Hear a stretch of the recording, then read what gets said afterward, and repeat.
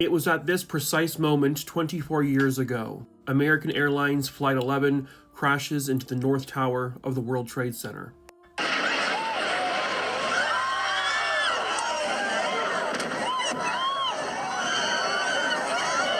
17 minutes later, United Airlines Flight 175 crashes into the South Tower of the World Trade Center. At 9:37 a.m., American Airlines Flight 77 crashes into the Pentagon. At 10:03 a.m., United Airlines Flight 93 crashes into a field in Pennsylvania, a thwarted attempt that was believed to head towards the White House or the Capitol building. These are attacks that occurred in New York and Virginia and possibly Washington, D.C., but it affected everyone in this country. If you were alive in 2001 and you had the ability to understand what was happening, you all remember where you were. I was 16 years old. But, back then, I didn't know about all the stories that happened that day. The stories of husbands, the stories of wives, the stories of fathers, the stories of mothers, the stories of those terrified in their final moments, the stories of incredible survival, and the stories of guardian angels, the stories of children, the stories of the fearless, the stories of heroes who walked on four legs, the stories of everyday people who saved countless lives, stories of impossible survival, the stories of those who disobeyed orders and saved thousands of people, the stories of those who were about to start new chapters in their lives, the stories of desperation, the tragic stories of those clinging onto hope, the stories of the missing and unidentified, the stories of those who did not want to be there that day, the stories of selfless young heroes, the stories of the 343 firefighters who lost their lives that day,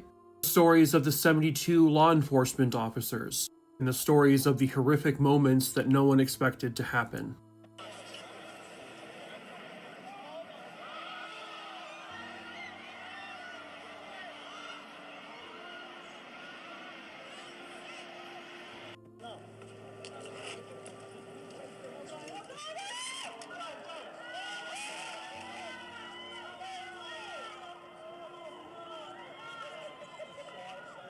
A horrific day that brought America together, that connected strangers, but we would rebuild, and we would honor. At 8:46 a.m. on September 11th, 2001, one of the greatest losses of life in American history would occur. 2,977 people died. Over 1,000 people still unidentified. But one thing that will never happen is we as Americans will never forget.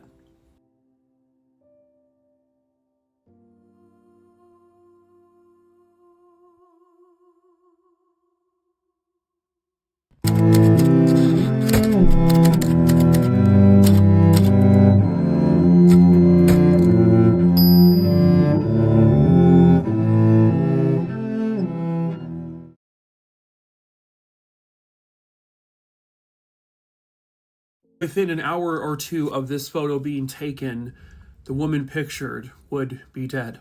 This is another 9/11 story. Viewer discretion is advised. Pictured here behind me was Andrea Haberman. When this happened in 2001, she was 25 years old. Andrea, pictured here with her family, was just always such a happy person. She had just graduated from college a couple of years prior, and everything just seemed to be going so well for her at this time. She was a small town girl from a small town in Wisconsin. She wanted to move on to do bigger and better things. Andrea had been dating a man named Alan, and not too soon before all of this, he proposed to her and she said yes. And Andrea was always the planner. She spent the entire summer of 2001 planning the future wedding. She had already booked the hotel rooms.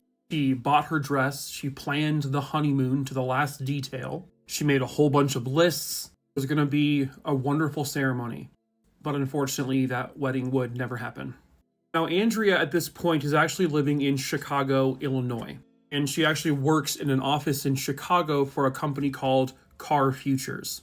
I think I actually talked about another individual who worked there. Andrea had never been to New York before, and quite honestly, she never really wanted to go.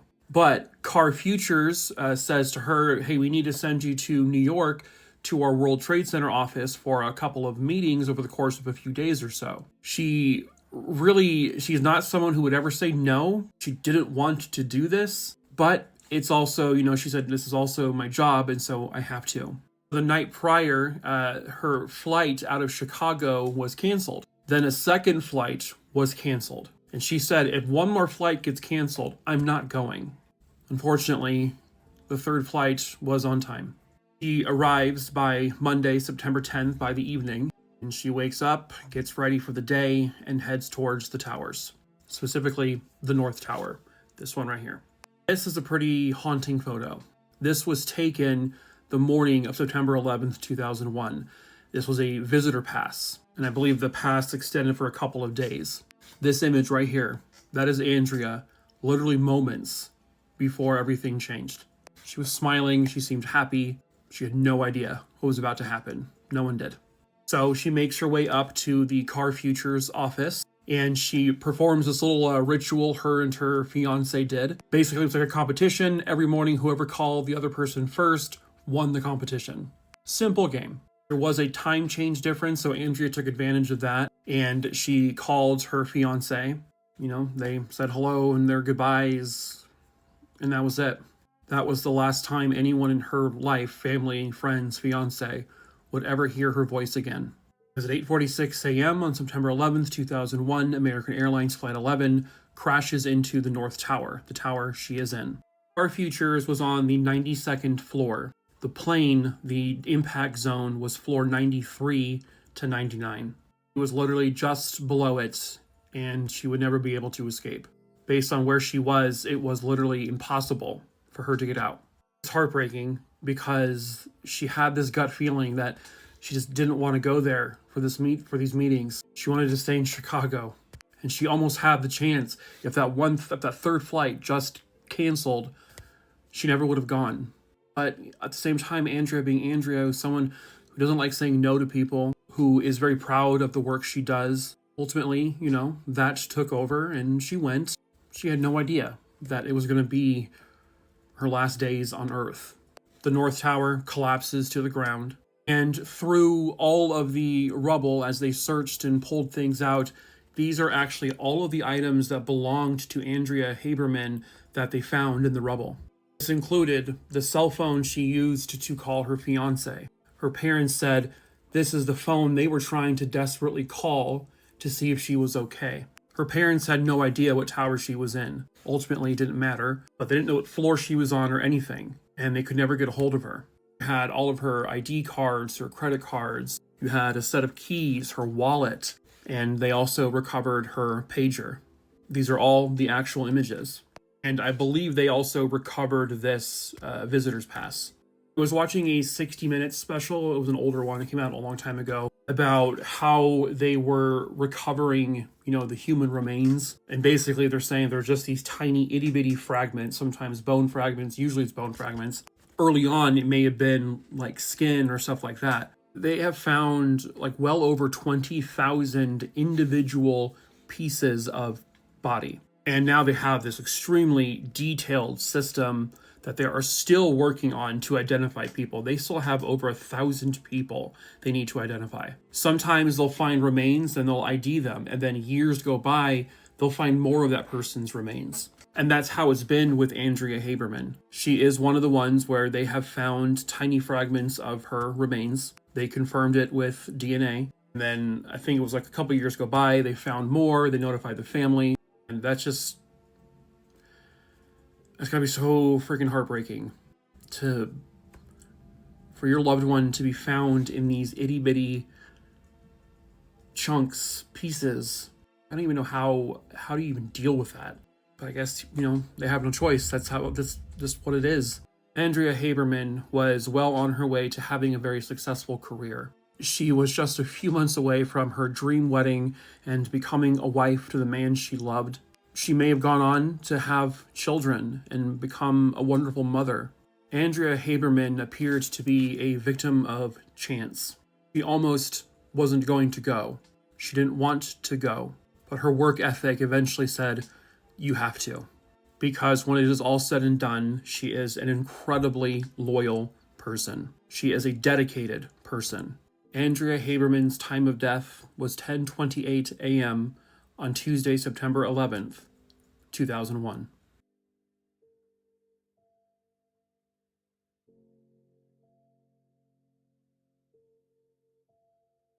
So this is one of the more horrifying 9/11 stories that I have heard. Viewer discretion, of course, as usual, is advised. So this here is Ernest Armstead, and he was an EMT back on 9/11. Once the chaos started, obviously, and everyone, first responders, started flooding towards the towers, he was tasked at one point with putting tags on bodies. The primary one he would be using, sadly, is the deceased tag, or also known as the black tag. This is just to tell other EMTs and first responders that this person cannot be saved. And there are other tags that say like, this person can be saved, this person needs immediate help.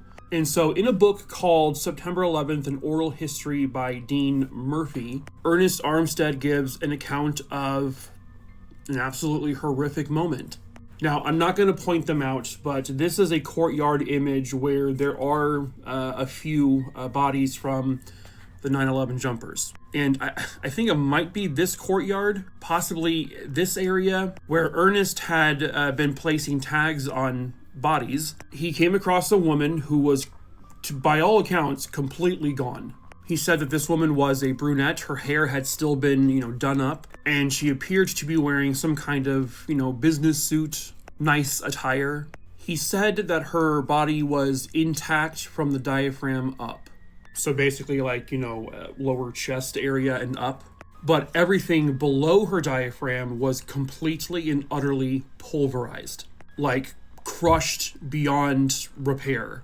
And so he put a black tag around her because she looked dead. And then she opened her mouth and said, "I'm not dead.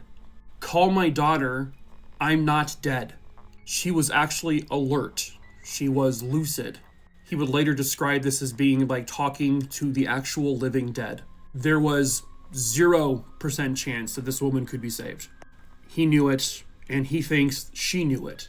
And he left the black tag on her, and he continued to go tagging other people. It's something he says basically is etched in his mind forever, understandably. To see that kind of carnage of one human body, and the person is actually talking, I can't imagine a night where you don't have nightmares about that.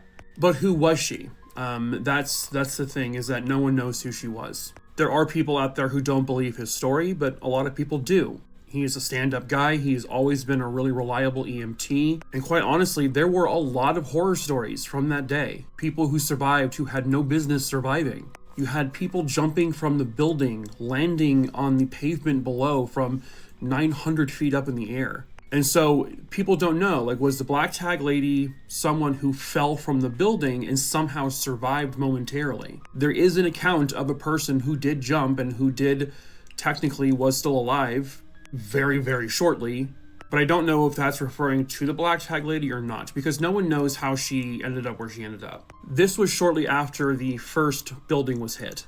In an earlier video I posted a few days ago, I talked about how there was a video I stumbled across that you can hear the sound of a body from the jumpers hitting the ground. And in this video, I heard the sound of a loud ping, like hitting metal. And then someone in that video said that you can actually see a very faint, pink mist come from where that ping happened, because that's ultimately what happens to a body when they fall onto the concrete from 900 to 1,000 feet up in the air. The human body just simply explodes on impact, turns into a fine mist. It basically rips your body into pieces. So there is some belief that maybe she fell from a lower part of the tower and landed feet first, and that's explaining why the lower half of her body was completely decimated.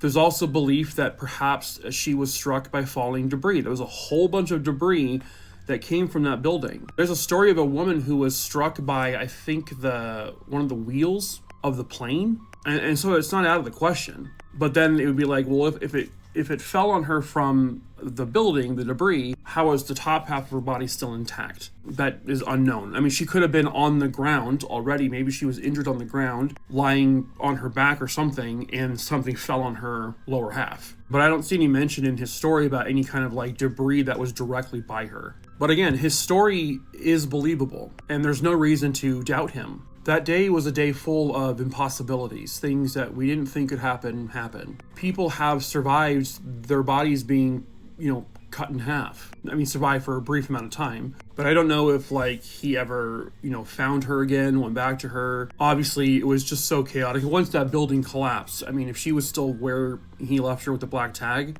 obviously she would be gone. And she was just outside or near one of the first tower. People speculate that she was on the plane and that she fell all the way from when the plane crashed. Some people say she was in the office where the plane actually hit and was thrown from it. It's all speculation. No one knows. I think his story is true, but it's just something that won't ever be able to be corroborated, really. I can't even imagine the kind of pain she would have been in, but maybe at the same time she felt nothing because she was technically already gone. I don't know, but it's absolutely horrifying. Was 0% chance that this woman could be saved. He knew it. So I wanted to make a follow-up video to the video I stitched where I'm talking about the 9/11 victim referred to as the black tag lady. I put it in a comment almost immediately after I posted the video, but just in case, I wanted to say this because people are going to ask, why did he not stay with her? Why did he leave the black tag on her and go to the next person? This was 9/11. At that point, nobody truly knew what the hell was going on. All they really knew was that a plane crashed into a building or perhaps a bomb went off in the building. There was only one actual recorded video of the first plane hitting. It was hectic. I mean, people were probably at that point already falling out of the building. Debris was falling on people. It was absolute, pure and utter chaos. This was the worst day in American history. Just in terms of being a mass casualty event inflicted by someone else. And like I state in the video, I don't know what it's like to be an EMT. I've seen some EMTs commenting on the first video, though. Unfortunately, in scenarios like this, even though the victim is technically alive in that moment, the EMT knows they're not going to survive. This particular woman had the lower half of her body was just decimated. It was gone. He had to make that tough call of, I gotta go to the next person. I have to try to save someone that can be saved. This woman, unfortunately, was not savable. It has to be like the most excruciating thing to experience. And I'm sure he has, as do many people, most people who are involved in this directly, have severe PTSD. Especially being a first responder and seeing a victim who is technically alive and saying words that you have to walk away from. Because trying to save one person that will end up resulting in multiple people dying because you weren't caring for them quicker, it's the unfortunate cost of this. And someone else also asked the question, how come he didn't let her call her daughter? Well, one, I mean, this is 2001. Not everyone had cell phones. Yes, believe it or not, it wasn't a common thing. Landlines were down across that entire area. And even if he had a cell phone on him, obviously if she had one, it was completely gone. It was destroyed. Even if he had one on, he has to rely on her to provide the number, given her state of being at that point, having just either fallen from a great height and surviving for a moment, or being crushed by some large piece of debris. The odds of her knowing that number to call her daughter is probably pretty low at that point. He didn't really know if she actually had a daughter. This could just be something, one of those, crazy states of your mind when you're in a situation like this. She could have been in a hallucinating state of mind. He did the right thing. I mean, he did. He knew she was not going to survive, and there were other people who were going to survive that as long as he helped them, or other EMTs or firefighters helped them. Again, I can't even imagine what it's like to be a first responder in that situation, having to make calls like that. And I feel so strongly for all of these surviving first responders from that day. I don't know how they're ever going to get those images out of their head. I don't know how he's ever going to get this story out of his head. But yeah, it was just such a brutal, chaotic day. No one knew what was going on. No one knew what was happening. Their bodies just falling everywhere. There's debris, there's explosions. There are hundreds, if not thousands of people screaming and running away. I mean, it's just a fucking nightmare. But I believe his story, and I also believe that he did the right thing.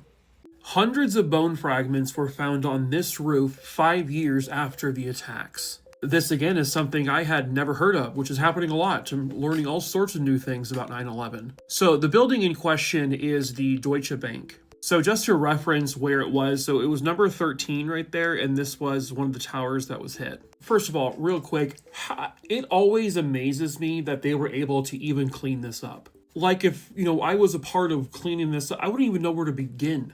It just blows my mind that they were able to just get all of this and move it. But obviously this took a long time, and time after time they're finding all sorts of new things mixed in with the rubble. So in late 2005, they would find themselves on top of the roof of the Deutsche Bank. They found all sorts of stuff. And these are things that I think they can confirm came from one of the plane crashes. I mean, it's haunting, right, to see this kind of stuff on the roof of a building. This one got to me when I saw it because, we all know what that is. And it's just so... I don't know, it's just really fucking haunting. But in 2005, they're basically planning on demolishing the Deutsche Bank at this point. And so as they're doing that, they're kind of walking on the roof, and it's got a lot of like pebbles and rocks and stuff. And they look closer and they see these tiny little fragments of what looks like bone. In that initial look through the roof, they ended up finding 76 bone fragments, all confirmed to be human bone. They brought in an anthropologist to kind of oversee this new project. And he and his team would end up searching various floors of the Deutsche Bank. They brought in vacuums, that kind of thing, to just pick up anything, just to see if there are any more bone fragments there. To go along with the 76 they already found throughout the building, they found about 700 more very tiny bone fragments. They were able to DNA test, I think, a large amount of them, and they were able to determine that those bone fragments came from the people aboard American Airlines Flight 11, which entered the North Tower at approximately 580 miles per hour, which, as we know, would pulverize anyone who's in that plane, launching their tiny fragments out into just the rest of the streets. And as it turns out, the rooftops. So it actually was from this building that the fragments went to that building, because the other plane entered from this side. Now, eventually, the Deutsche Bank building was finally demolished around 2011 or so.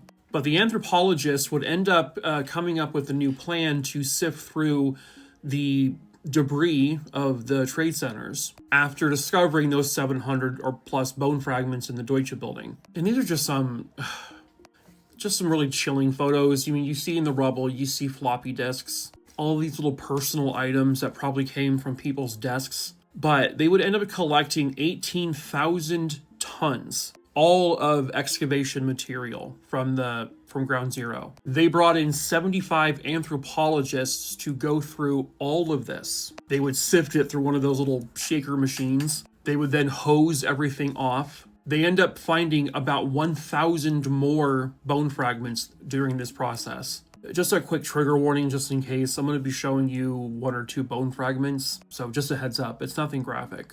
For educational purposes only, I guess. TikTok. This is so...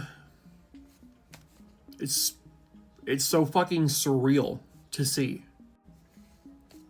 This was a person.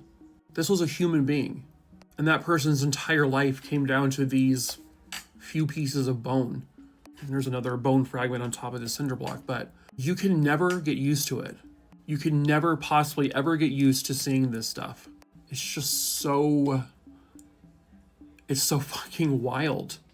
I know the people on the plane probably didn't feel any pain at all. This was an instantaneous thing. It's kind of like the Titan submersible implosion. But to 1 second be a full human person on a plane and then suddenly launched at 580 miles per hour into a fucking building, and you come out the other end like this. It's just such a... I don't even know. It's just so fucking monumentally sad. All in total, the remains that they had pulled from all of the rubble, the wreckage, through all of that cleanup, the amount of human remain pieces, fragments, bone pieces, skin, tissue, they collected 21,905 individual pieces of human. And still to this day, they are working to identify all of them.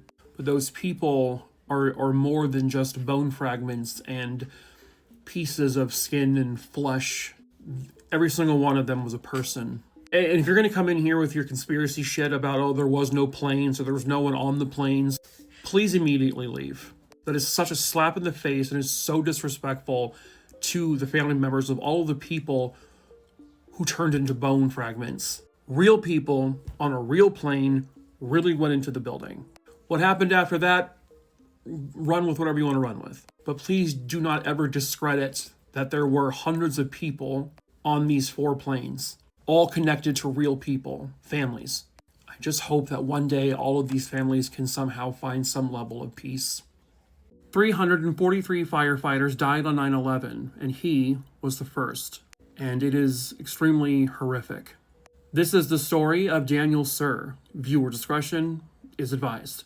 Daniel was born and raised in Brooklyn, New York, and he was born in 1964. He grew up an athlete who had an aspiration to become a firefighter. Because Daniel's brother and his father, they were both firefighters, and he wanted to follow in their footsteps. And eventually, he did. Before all that, though, he met his wife Nancy in school, and then many years later, obviously, they would get married, and they ended up having a child together who was 2 years old when this all happened. Daniel eventually became a New York firefighter, and he was a part of Engine Company 216. They would call him Captain America because he was adamant about saving every single person he could. Firefighting was in his blood. It was in his nature. Helping others, saving others, was something he was meant for. He loved every second of doing it. One time he said even if he had won the lottery, he still would never give up being a firefighter. Again, it's just who he was. Daniel woke up on the morning of September 11th, 2001, just getting ready for another routine day at work. He kissed his wife and his daughter goodbye. And the last words he said to his daughter were, "Nice bangs." She had just got her bangs done because she was starting nursery school that morning. They just had no idea that this would be the last time they would ever see him. At 8:46 a.m. on September 11th, 2001, as we all know, the world changed forever. Hundreds and hundreds of firefighters would eventually find their way to the Twin Towers. Every single one of them heroes. Every single one of them also experiencing tragedy. It would be the deadliest day for firefighters in New York ever. But even with imminent danger, the risk of death, they still walked up those stairs when everyone was trying to get down them. Images of firefighters from 9/11 would be captured forever. They truly were heroes. 216 arrived at the site of the towers. Daniel and the other firefighters began to walk towards the South Tower. I discussed in another video with regards to the jumpers of 9/11, people who had to make the horrific call of, how do I die? Burning alive, choking to death, or falling. At least 200 of them chose to fall. The South Tower, from what I understand, had a minimal amount of jumpers. I believe most of them came from the North Tower. As they approached the towers, they would hear a thump, another thump, a loud tinging sound. It's the sound of bodies hitting the ground. One of those jumpers, who was, they believe, a female, whose identity I don't think they ever found out, jumped from the South Tower just as Daniel and his team were entering the building. Now, the South Tower had been hit from floor 77 to 85, and so the jumpers typically came from those floors and above. So this person fell probably at least 77 stories and landed directly on Daniel. Landed directly on top of his head, right in front of the other firefighters. It came out of nowhere. It ripped his head backwards, breaking his neck. His nose was broken and his forehead had been cracked in half. His eye sockets broken. Nancy, his wife, at home watching the footage of all of this chaos happening, she had no idea that her husband had just been killed in one of the most horrific ways possible. I believe he was killed instantly. Daniel Suhr had every intention of entering those buildings and going up countless amount of stairs to save anyone he could, and nothing would ever change that for him. Someone asked his wife, I don't even know why she would ever be asked this, but are you mad at the jumper who landed on top of your husband? And she responded to that question with, quote, "From what I understand, the person who ended up hitting him was a woman. People have asked me, are you angry? And I'm like, are you kidding me? What were her last thoughts? That jumper had no intention of landing on Daniel. But imagine what that woman was thinking, what her final moments were like. They just so happened to coincide with the last moments of Daniel Suhr. His wife made a good observation that Daniel's death likely saved several other firefighters, because had this not happened, this large group of firefighters, which this is the actual image of, I can't show what's in the middle here, but they all rushed to help Daniel, thinking that they can maybe save him. They then loaded him up into an ambulance. And as that's happening, the South Tower collapses, saving every single one of them. Had Daniel and them gone into the building, they would have died. And so in a grim kind of way, Daniel was a hero in his death. And it doesn't sound like Daniel would have it any other way. Daniel was described as everybody's favorite friend, brother. Everybody loved Daniel. He was a light in people's lives. He was a good man with a big heart, with an even bigger personality. Daniel Suhr was a friend. He was a son. He was a husband. He was a father. Daniel Suhr was a hero.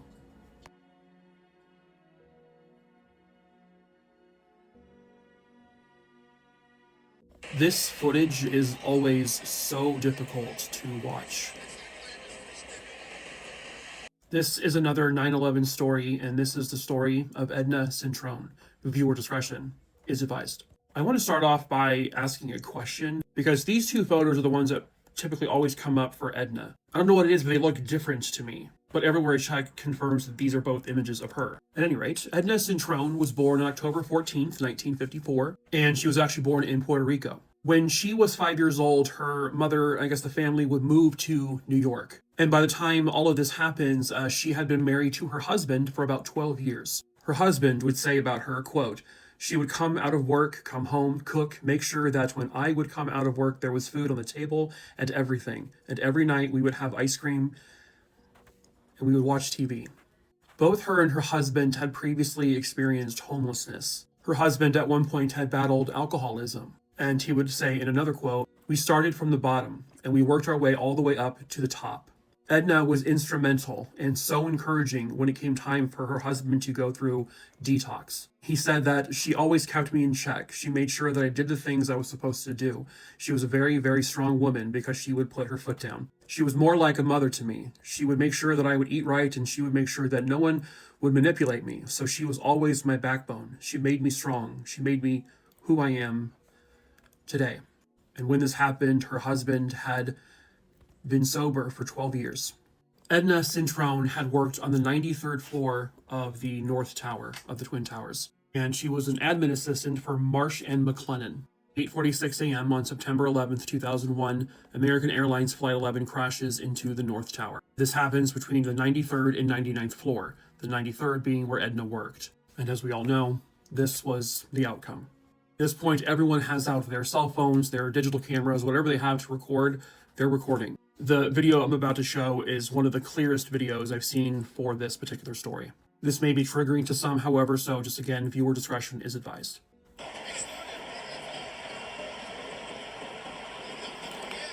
Look right here, right above my finger. It'll zoom in a second. The waving woman, as they would call her. I mean, just look at the scale, right? Look at how absolutely tiny she looks in comparison to everything else going on around her. You can actually see another person on top of this one. You can clearly see that person waving. And there's supposedly a third person in here somewhere. I think I've lost him though. But yeah, she would be nicknamed the Waving Woman. So she was working on the 93rd floor, which is where part of the airplane actually crashed into, and obviously she survived that impact, where most people didn't. But once this footage was public, everyone referred to her as the Waving Woman. They had no idea who she was. From what I understand, Edna's husband tentatively believes that this was his wife, just solely based on the floor she worked on, the clothing she was wearing the day this all happened, and just sort of the overall everything, posture, the look. This footage, it always gets to me because she's right there, she's waving. We can't see what her facial expression is because we don't know if she's crying, we don't know if she's screaming, we just see her waving, and that's it. This was a woman, along with other people who were there with her, who probably saw the helicopters flying by, who saw all the fire trucks down below, and she was waving to get people's attention to rescue her, to save her and the other people that were still alive there. They probably had so much hope that they were going to be rescued. They had no idea that they were in a location that nobody could get to. It was literally going to be impossible to save them. It's just so haunting to see this. We know what's about to happen to Edna and those other people. But in this moment, Edna has no idea. And that's not necessarily true, because she did have some idea of what was about to happen, because the South Tower had collapsed. She continued to stand there and wave. She kept trying, clinging on to this pillar, and behind her is all of this absolute horror happening. She and everyone who was still alive in this area had to be utterly horrified. But also, they have that, we might get saved. They might come and get us. We could get out of this. Edna Cintron remained strong until the very end. If anything, this shows her determination, fighting until the very end. Amongst all the chaos and the carnage, she had the courage to cling onto a pillar. That one false move, and she would slip and fall 90 plus stories, and she waved. According to certain timestamps, Edna Cintron was seen here at this edge in the same spot, literally seconds before it all happened. There is no footage of her falling with the debris, thankfully. There was the rumble, the shaking, and the building collapsed. Edna free fell or was crushed. Edna Cintron's time of death was 10:28 a.m. on September 11th, 2001.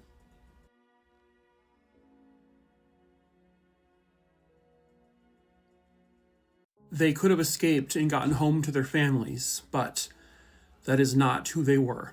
This is another 9/11 story, and this is the story of Frank, Pablo, Peter, and Carlos. Viewer discretion is advised. This was 49-year-old Frank DiMartini. This is Frank with his wife and kids. He was an absolutely devoted father, a beloved husband. Frank was full of passion and full of courage. Becoming a parent was the best day of his life. He had nothing but love to give. Frank worked for the Port Authority, and he was a construction manager of the World Trade Center. And Frank knew everything about these buildings. He had a ton of admiration for them.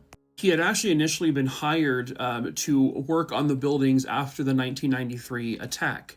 And basically, he stayed there ever since. This was 49-year-old Pablo Ortiz. And this is Pablo with his wife and children. Pablo was a military man. He had been a Navy SEAL. His wife would say that Pablo was very fussy, was a relentlessly neat person. His clothing had to be ironed a very particular way. She says once she couldn't do it the way he wanted, he just took over laundry duties. He was a wonderful dad and an amazing husband. He had been working as superintendent of construction for the Port Authority. This was 34-year-old Pete Negron. He was an environmental specialist with the Port Authority of New York.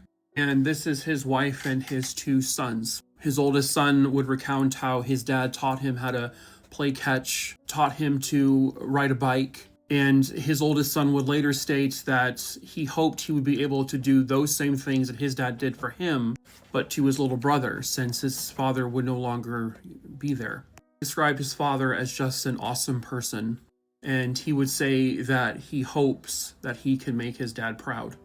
And this was 41-year-old Carlos da Costa. Now, Carlos had been born in Portugal, but he had been living in the United States for about 30 years when 9/11 occurred. He would have a special place in his heart, though, for Portugal. He loved the culture, he loved the food. He tried to instill that culture and the food into, his family. At home, and this is a photo of his family after 9/11, but he would speak to his two sons in Portuguese only at home instead of English. That way they could learn the language. He was known to take his two kids anywhere that he found to be interesting. He loved showing them things. He loved teaching them, especially about Portuguese culture. Carlos was someone who, at a young age, would take things apart just to see how they worked. And at the time, he was a general manager of building services for the Port Authority. 4 men working on the 88th floor of the North Tower, the first tower that was hit by American Airlines Flight 11. On that morning, all four of them got to work, had their coffee, had some snacks, talked. Frank's wife was there that morning to, share some coffee with them. It was a completely normal morning until it wasn't. Her building was the first one hit, and the impact zone was between the 93rd and 99th floor. So they were a few floors below that. At the point the building was struck, the elevators pretty much immediately stopped working, which meant there were people stuck on the elevators. And that's when Frank, Pablo, Peter, and Carlos took action. First things first is that Frank gave his wife a kiss and told her how to get out of the building, which she did, said, "I love you," and that was the last time she would ever hear him. Four men would go to the broken elevators and they would pry those doors open, freeing at least 20 to 30 or so people. And all 20 or 30 of those people they saved from the elevators managed to get out of the building safely. Surely, at this point, their work is done. They can get to a stairwell, they can get out to safety and make sure they get home to their families. But like I said at the beginning, that wasn't who they were. After helping the people in the elevator, they went back.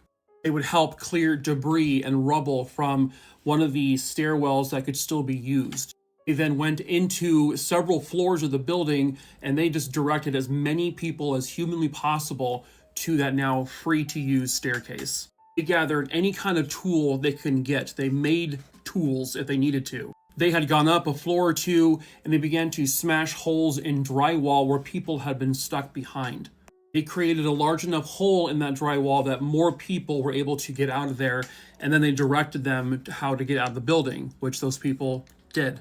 They then found two more groups of people who could not find their way out, who were desperate for help. And these four heroes found them and got them to safety, and all of those people survived. When it was all said and done, these four men saved the lives of 77 people. 77 people that got out of that building that were able to get back to their families, their wives, their husbands, their children, their mothers, their fathers, and they got to continue living their lives with their loved ones because of these four men. And they still weren't done, as they go right back into the belly of the beast, through fire, through rubble, through smoke, through imminent danger. They made their way through to every room they could get into, every hallway, and they just found people to save. Story after story of 9/11, and I'm learning about all sorts of new people, new heroes.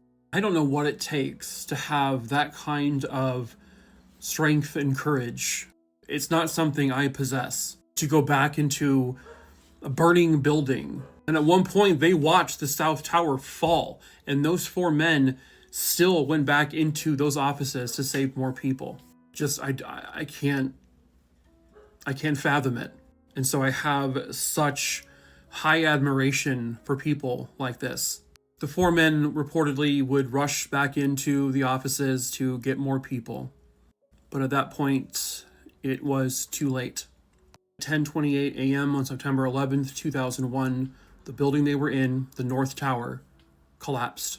And with it, the four men who were saving people until the last possible second on the 88th and 89th floor. Frank Martini, Pablo Ortiz, Peter Negron, Carlos Costa. Four men with families at home, children, wives, and they had so much more to teach their children and instill upon them. On the morning of September 11th, 2001, all four men taught one final lesson to their children. A lesson on courage, bravery, selflessness. They taught all of their children what it means truly to be a human being. Frank, Pablo, Peter, and Carlos, all four died truly as American heroes.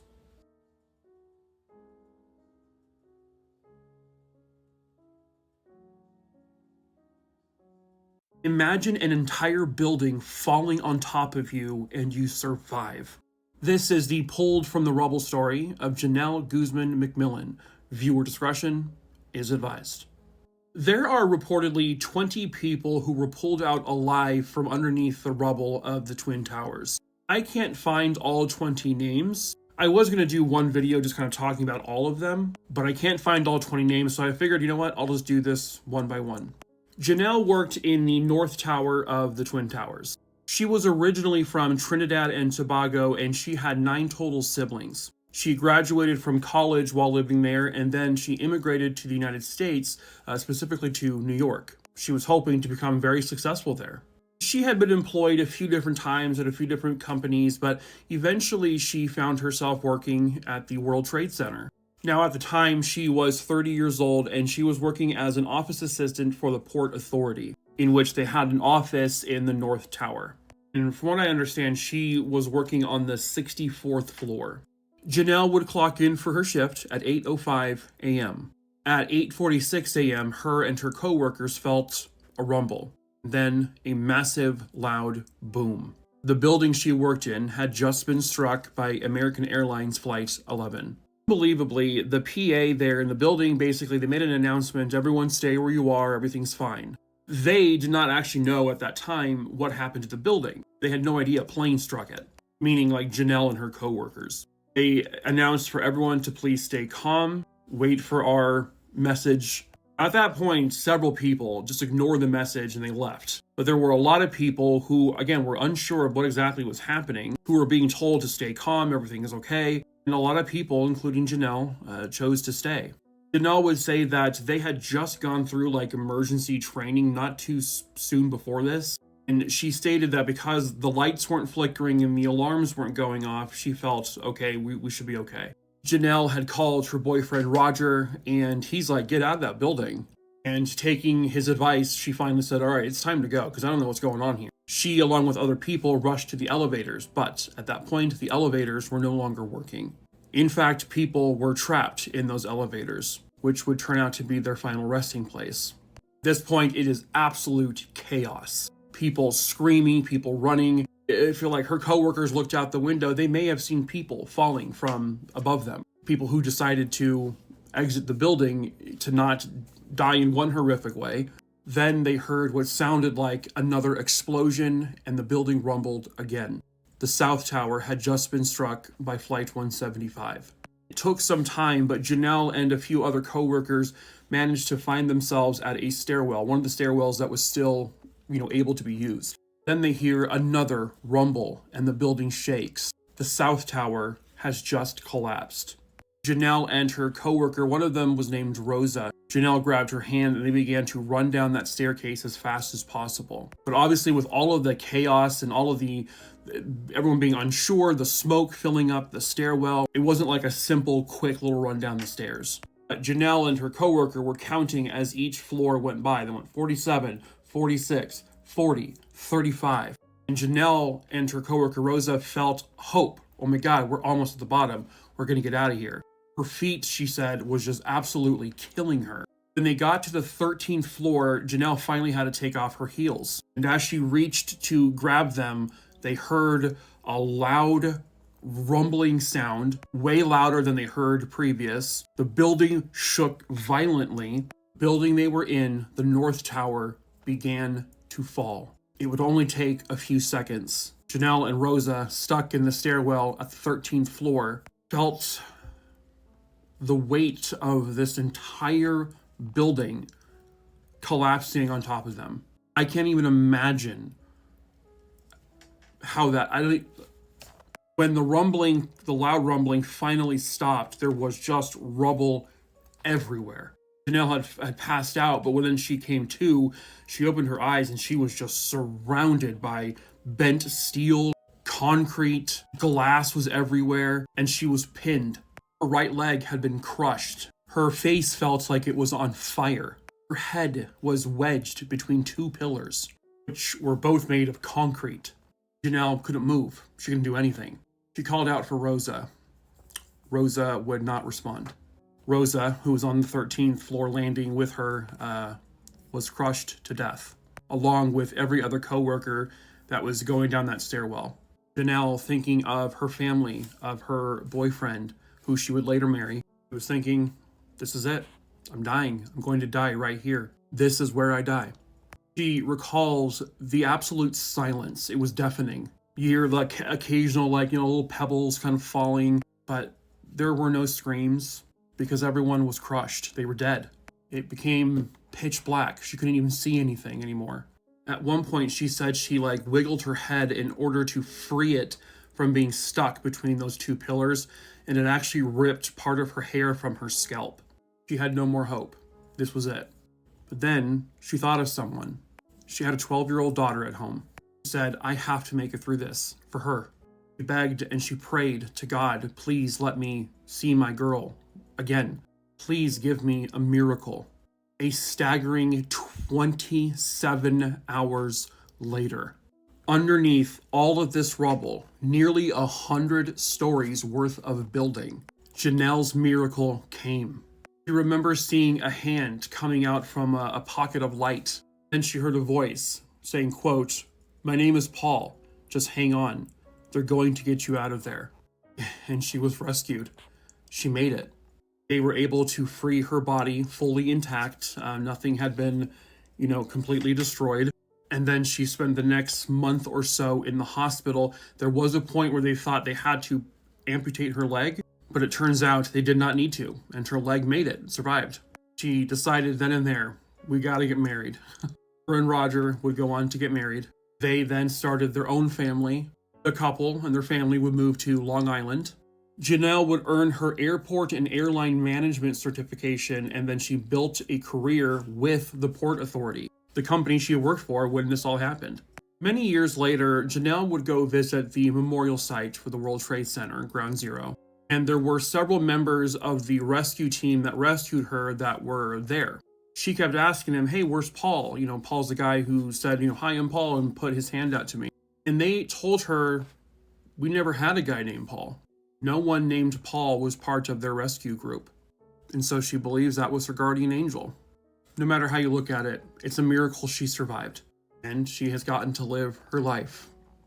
This is some of the clearest 9/11 imagery that I think I've ever seen. So, trigger warning, by the way, viewer discretion is advised. This is also like an incredibly stunning visual, like how high definition this is. But I was looking for footage of the South Tower collapse to include in a video that I have ready to post here soon. And I came across an image where this person, I think had to be a news camera, but they had zoomed in at the South Tower near the impact zone, and you can see the moment the building begins to collapse.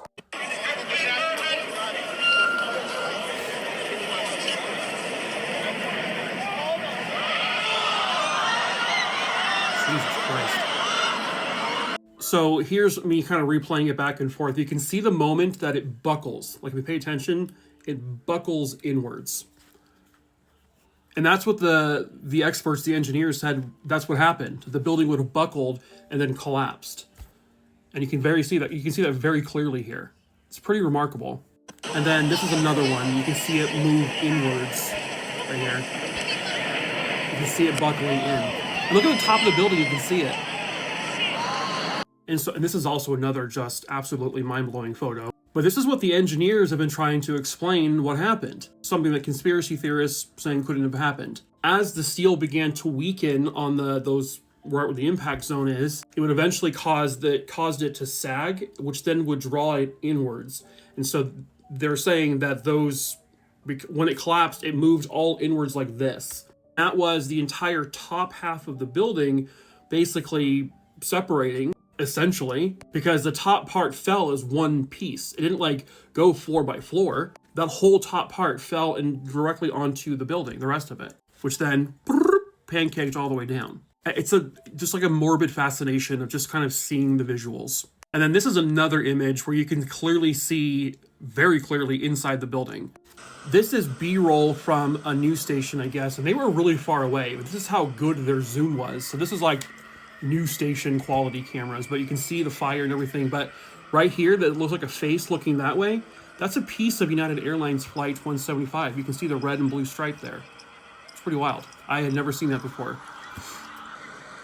And look at this shit. That's horrifying. That just gives me the heebie-jeebies. And then in a second here, you'll see right here, you can see the lights are still on in the building. Look at that. I think you can even see people.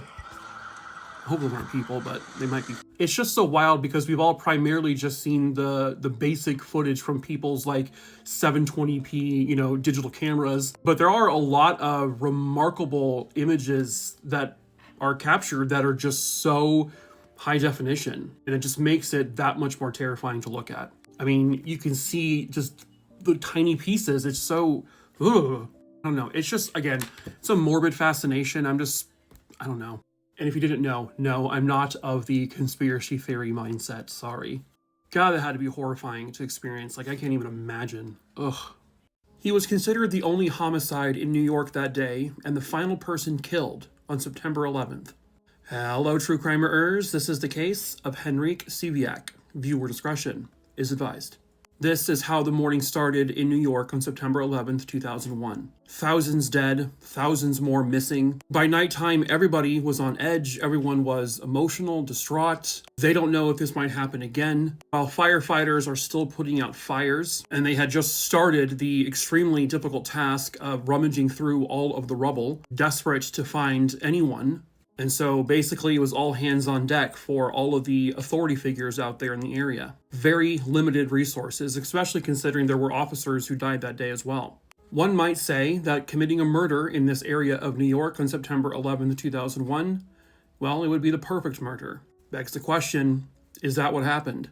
Henryk Siwiak was originally from Poland. He immigrated to the United States while his wife stayed behind. They had a child together, and so he was looking for work here in the States, and he would send a couple $100s to her as often as he could. But, he wanted to make a better life for himself and his family. He wanted to be able to take care of his child. When he came to New York, he was able to pick up a couple of jobs here and there, especially like in construction type stuff. He did not speak very much English when he first got here, but he had been trying to learn it every single day. But by the time this case happened, he was still speaking in very broken English. But he had been taking classes to learn English. His sister, who also lived there in New York, was also trying to teach him. He was catching on, but it's not exactly always the easiest thing to do. By 2001, Henryk had gotten a job on a construction crew, which would have been pretty close to where the Twin Towers were. When the attacks happened on the morning of September 11th, all construction crews, that kind of thing, all of that work was put on hold for obvious reasons.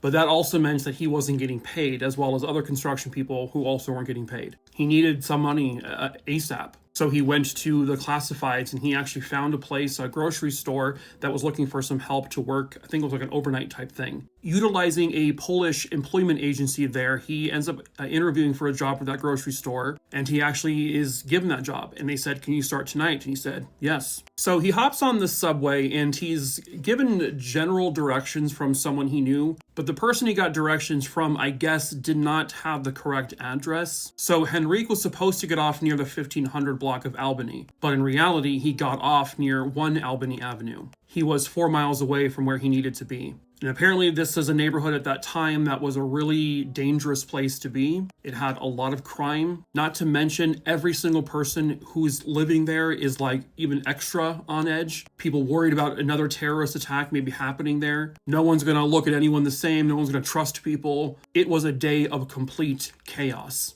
But Henryk, as he was walking down the street thinking he's in the same area, well, according to witnesses who were in this apartment building here, they heard the sound of an argument and then the sound of several gunshots going off. The people that heard it in the apartment building didn't do anything. Pretty much they locked their doors and didn't get involved because, well, one, they were scared. They didn't know, is this happening again? Are we getting attacked again? So I kind of understand it.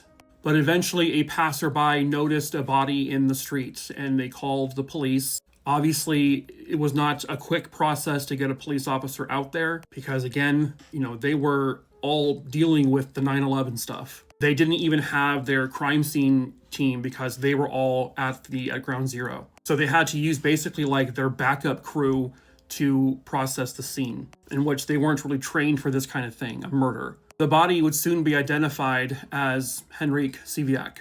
He had 1 gunshot wound through his body, and they determined that at least 7 rounds were fired, but they missed every time except that one time.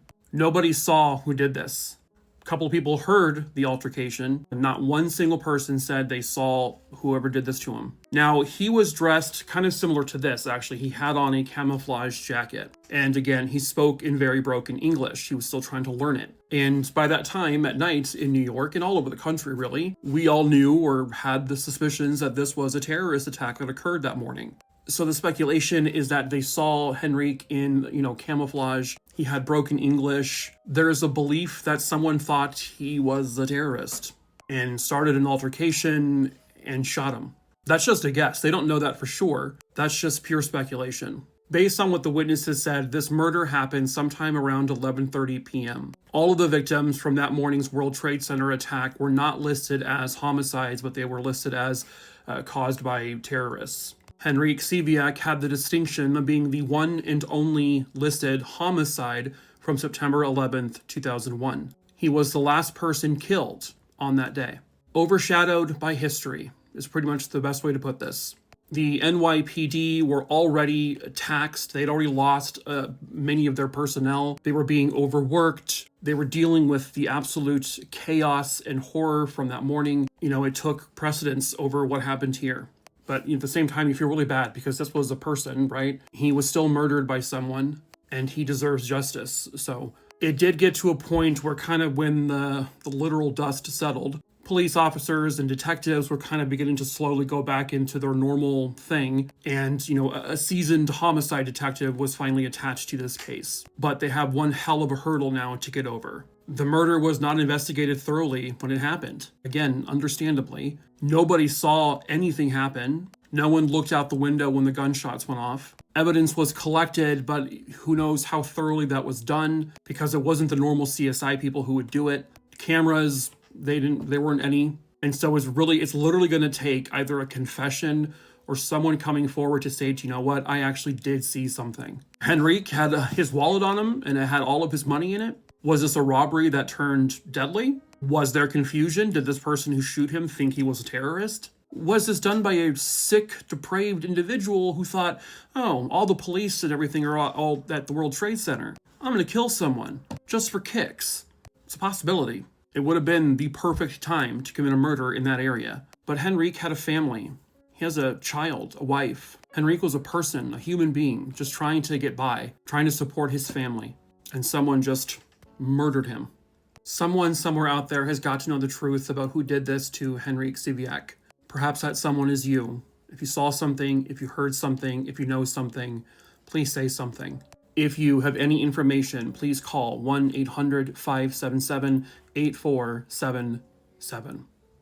I had previously posted a video about the 9/11 papers and the passport that survived, and so I wanted to make another video along those same lines, just showing you all of the items they pulled from the rubble. And this will be from all 4 crash sites, so the Twin Towers, the Pentagon, and the field in Pennsylvania. And for example, this is one of the most remarkable things that survived. This is an actual window from one of the World Trade Center buildings that was fully intact, the glass and everything. Because again, it's possible. It happens. So the rest of the images, I'm just going to put in like a slideshow type thing. No context, no description. I just want you to see just the items as they are. Each and every one of them having some sort of connection to the victims of 9/11. Perhaps in some cases, the only thing of that person that remains. And so here are those images.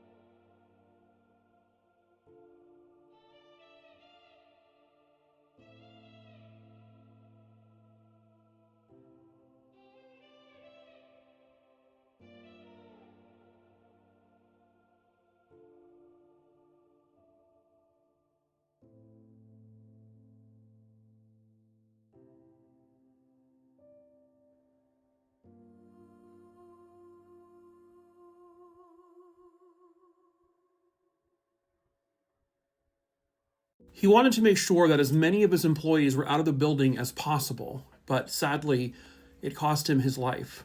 This is another 9/11 story. Viewer discretion is advised. Pictured here was a man named James Berger. He would go by Jim to everyone. He was born in Queens, New York in December of 1956, and he grew up in New Jersey, and then at one point he lived in Pennsylvania. This is a photo of Jim pictured with his brothers. He had multiple siblings, and it was a really good, well-respected family. Jim graduated from high school in 1974. Then he graduated from Villanova University in 1978 with a bachelor's degree in business. In 1985, he met his future wife, Suzanne. They would go on to have 3 kids, 3 boys, Nicholas, Alex, and Christian. He was an incredible father. He loved being a dad. His boys meant the entire world to him, and they loved him back. He made sure that his boys were fans of certain New York sports teams, the Giants, the Yankees, and the Rangers. He also made sure that they grew up fans of Bruce Springsteen. He was a huge fan of Bruce Springsteen. Jim's nickname would be the Gentle Giant. He stood at 6'3", but was always the sweetest, nicest, calmest guy you would meet. At the time of September 11th, 2001, he had been working in the South Tower. He was an executive at the Aon Company, which was located all the way up top here, around the 101st floor. Can I just pause for a second? I don't know how these people have the strength, even to begin with, to work that high up. That terrifies me. But this is what it looked like inside Aon. I like to show the photos, if they're available, of like the offices in the towers, just so people can understand, like, this is what it looked like every day. This was normal. These computers each belonged to someone. These desks would have photos of families, memorabilia, maybe things they collected, pictures that their kids drew for them, coffee mugs, keys, a tray for their incoming mail. It's just kind of a chilling thing to see. On the morning of September 11th, 2001, Jim, who had been working in the South Tower, he literally saw or heard the first plane, American Airlines Flight 11, crash into the North Tower. When the plane hit the North Tower, Jim was actually on the phone, just having a normal morning conversation with his wife. And when it happened, he told her, this is what he said was, quote, "Listen, Suze, I just want you to know that something's going on. The lights are flickering. I hear popping sounds. I'll call you back later." He hung up the phone, and I honestly don't know if he had another opportunity to call his wife one last time. I'm guessing not, because the moment the plane hit, Jim went into basically rescue mode. Even though his tower wasn't hit yet, and he had no idea what was going to happen to his tower, probably wasn't expecting it to be hit, but Jim wanted to make sure that all of his employees were out of that building, despite the fact that they were telling him, don't need to evacuate the tower, everything's under control. They had messages blaring on the loudspeakers. Some people said, no, we're still leaving his building. And that's what Jim wanted to make sure all of his employees were doing. So Jim is rushing everyone to the elevators. He has those elevators get filled up. He hits the button, sends his employees down. Elevator comes back up. He gets more people, puts them in the elevator, hits the button, sends them down. He does this a number of times. It got to a point where the employees were now telling him, Jim, get on the elevator with us. We don't know what's going to happen, so just get on the elevator. He said to them, no, I'm going back for more. And that's what he did. He did all of that until the last possible moment. Jim managed to get off one more elevator full of people, his employees, hit the button, sent them down. 20 seconds after that last group of people from the elevator, when they got to the bottom, 20 seconds later, their tower was hit. Jim was still on the 101st floor. Jim saved 156 of his employees. I don't know if the people who were trapped above the impact zones, I don't know if they truly understood or realized that there was no getting out for them. I don't know if they knew that once that plane hit, even though I'm way above it, I don't know if they knew that, I'm not coming out of this alive. We know that none of them would possibly survive. To my understanding, the only thing of James that was ever recovered from the rubble was his ID card. It does not sound like his remains have been identified yet. There are still well over 1,000 people who have not been identified. Jim was an incredibly selfless person. He cared more about getting his employees out of that building, despite it not being hit yet, and ignoring, rightfully so, the announcements of, everyone stay put, we're fine in this building. He didn't want to take that risk. He didn't want his employees to die. Jim was a proud father, a loving husband. Jim did not deserve what would end up happening to him and thousands of others. The only thing Jim was guilty of that morning was going to work, and also guilty of saving his employees. Jim Patrick Berger was 44 years old. His 3 sons have had to grow up without him in their lives. But one thing they know is that their dad died saving people. And that is something they can all be extremely proud of. Jim Berger's time of death was 9:59 a.m. on Tuesday, September 11th, 2001.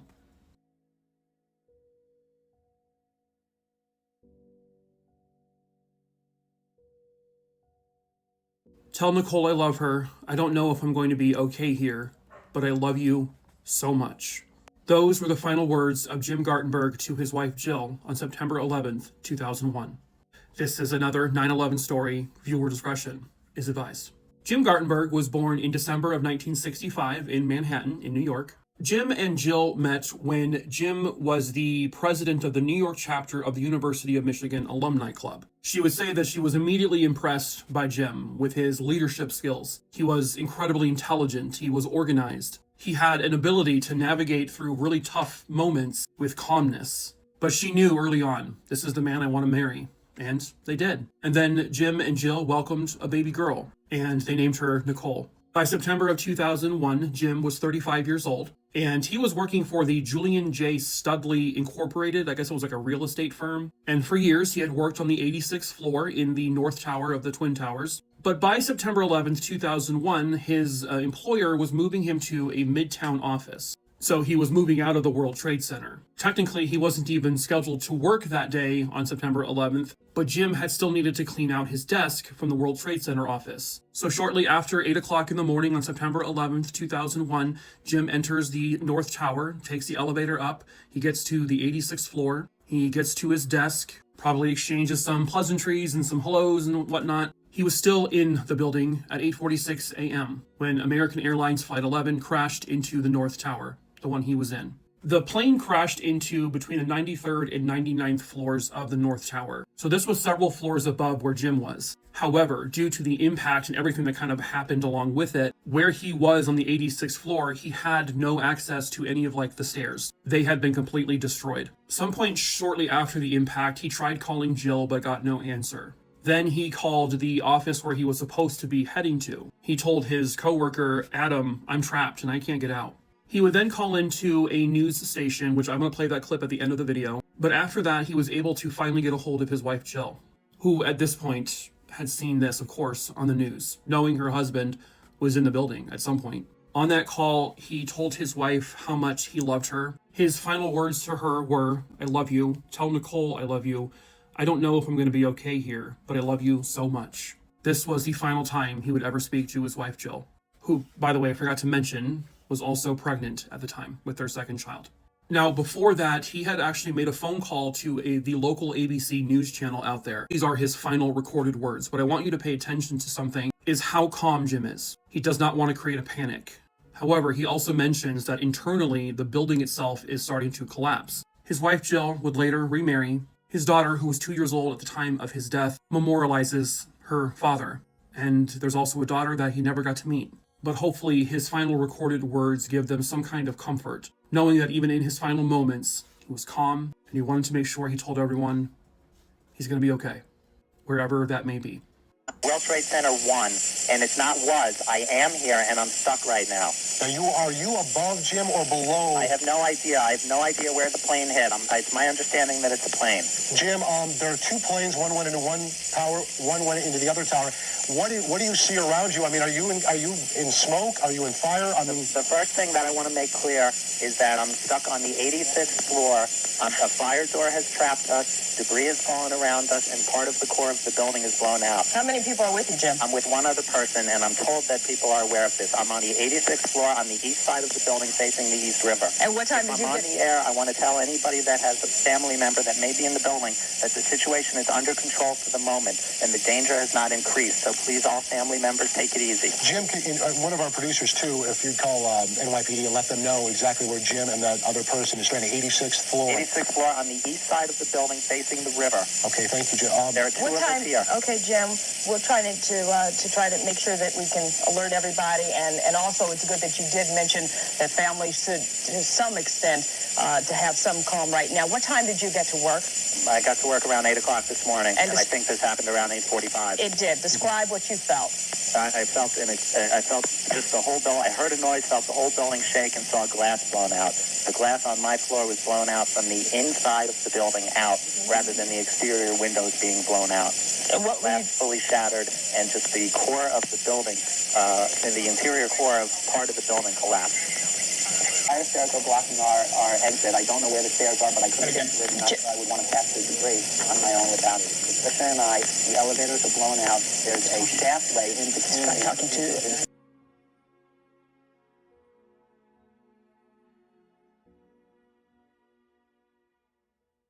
This was a happy couple about to start a new chapter in their lives. But unfortunately, this is how it would end.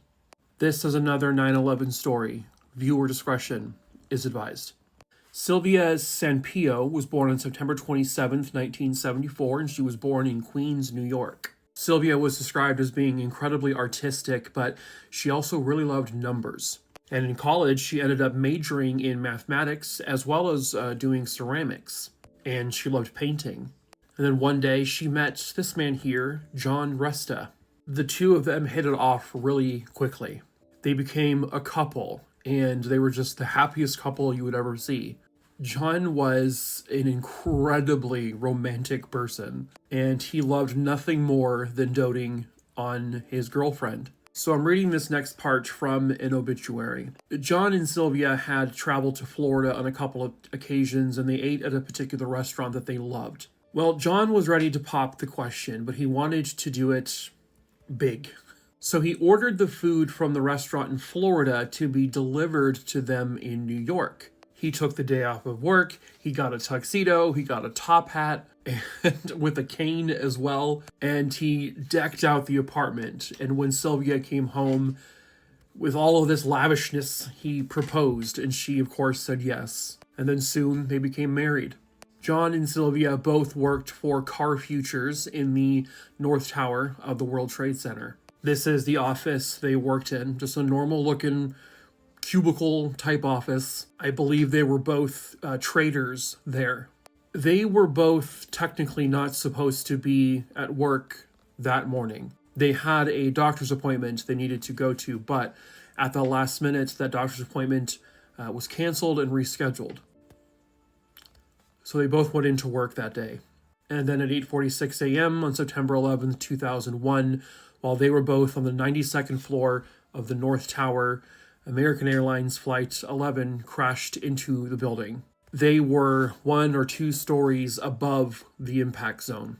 They didn't know it then, but we all know now, because of where they were located, they were never going to survive. This would be the end of their lives.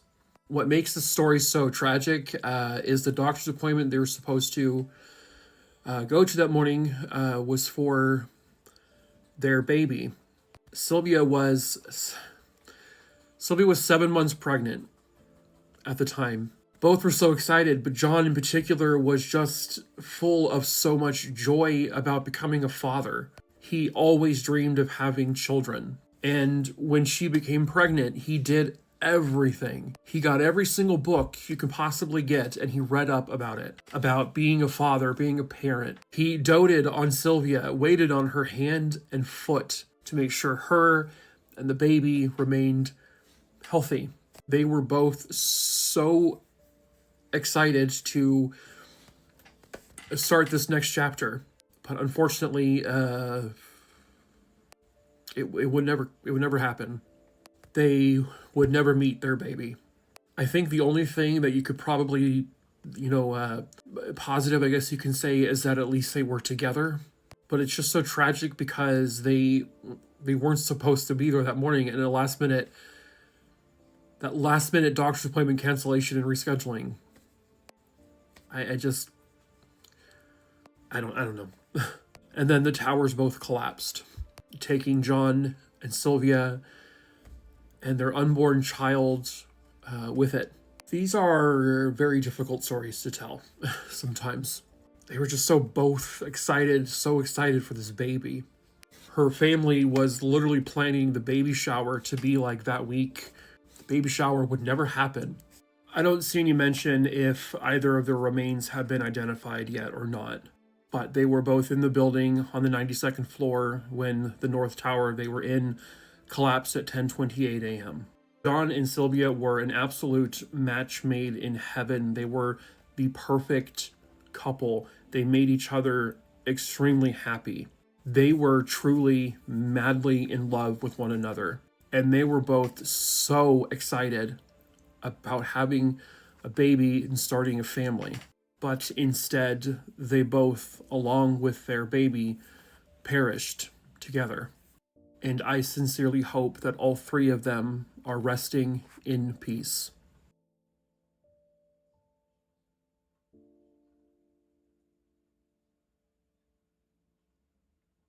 Nearly 110 stories of building fell on top of them, and they lived to tell the tale. This is another 9/11 story. Viewer discretion is advised.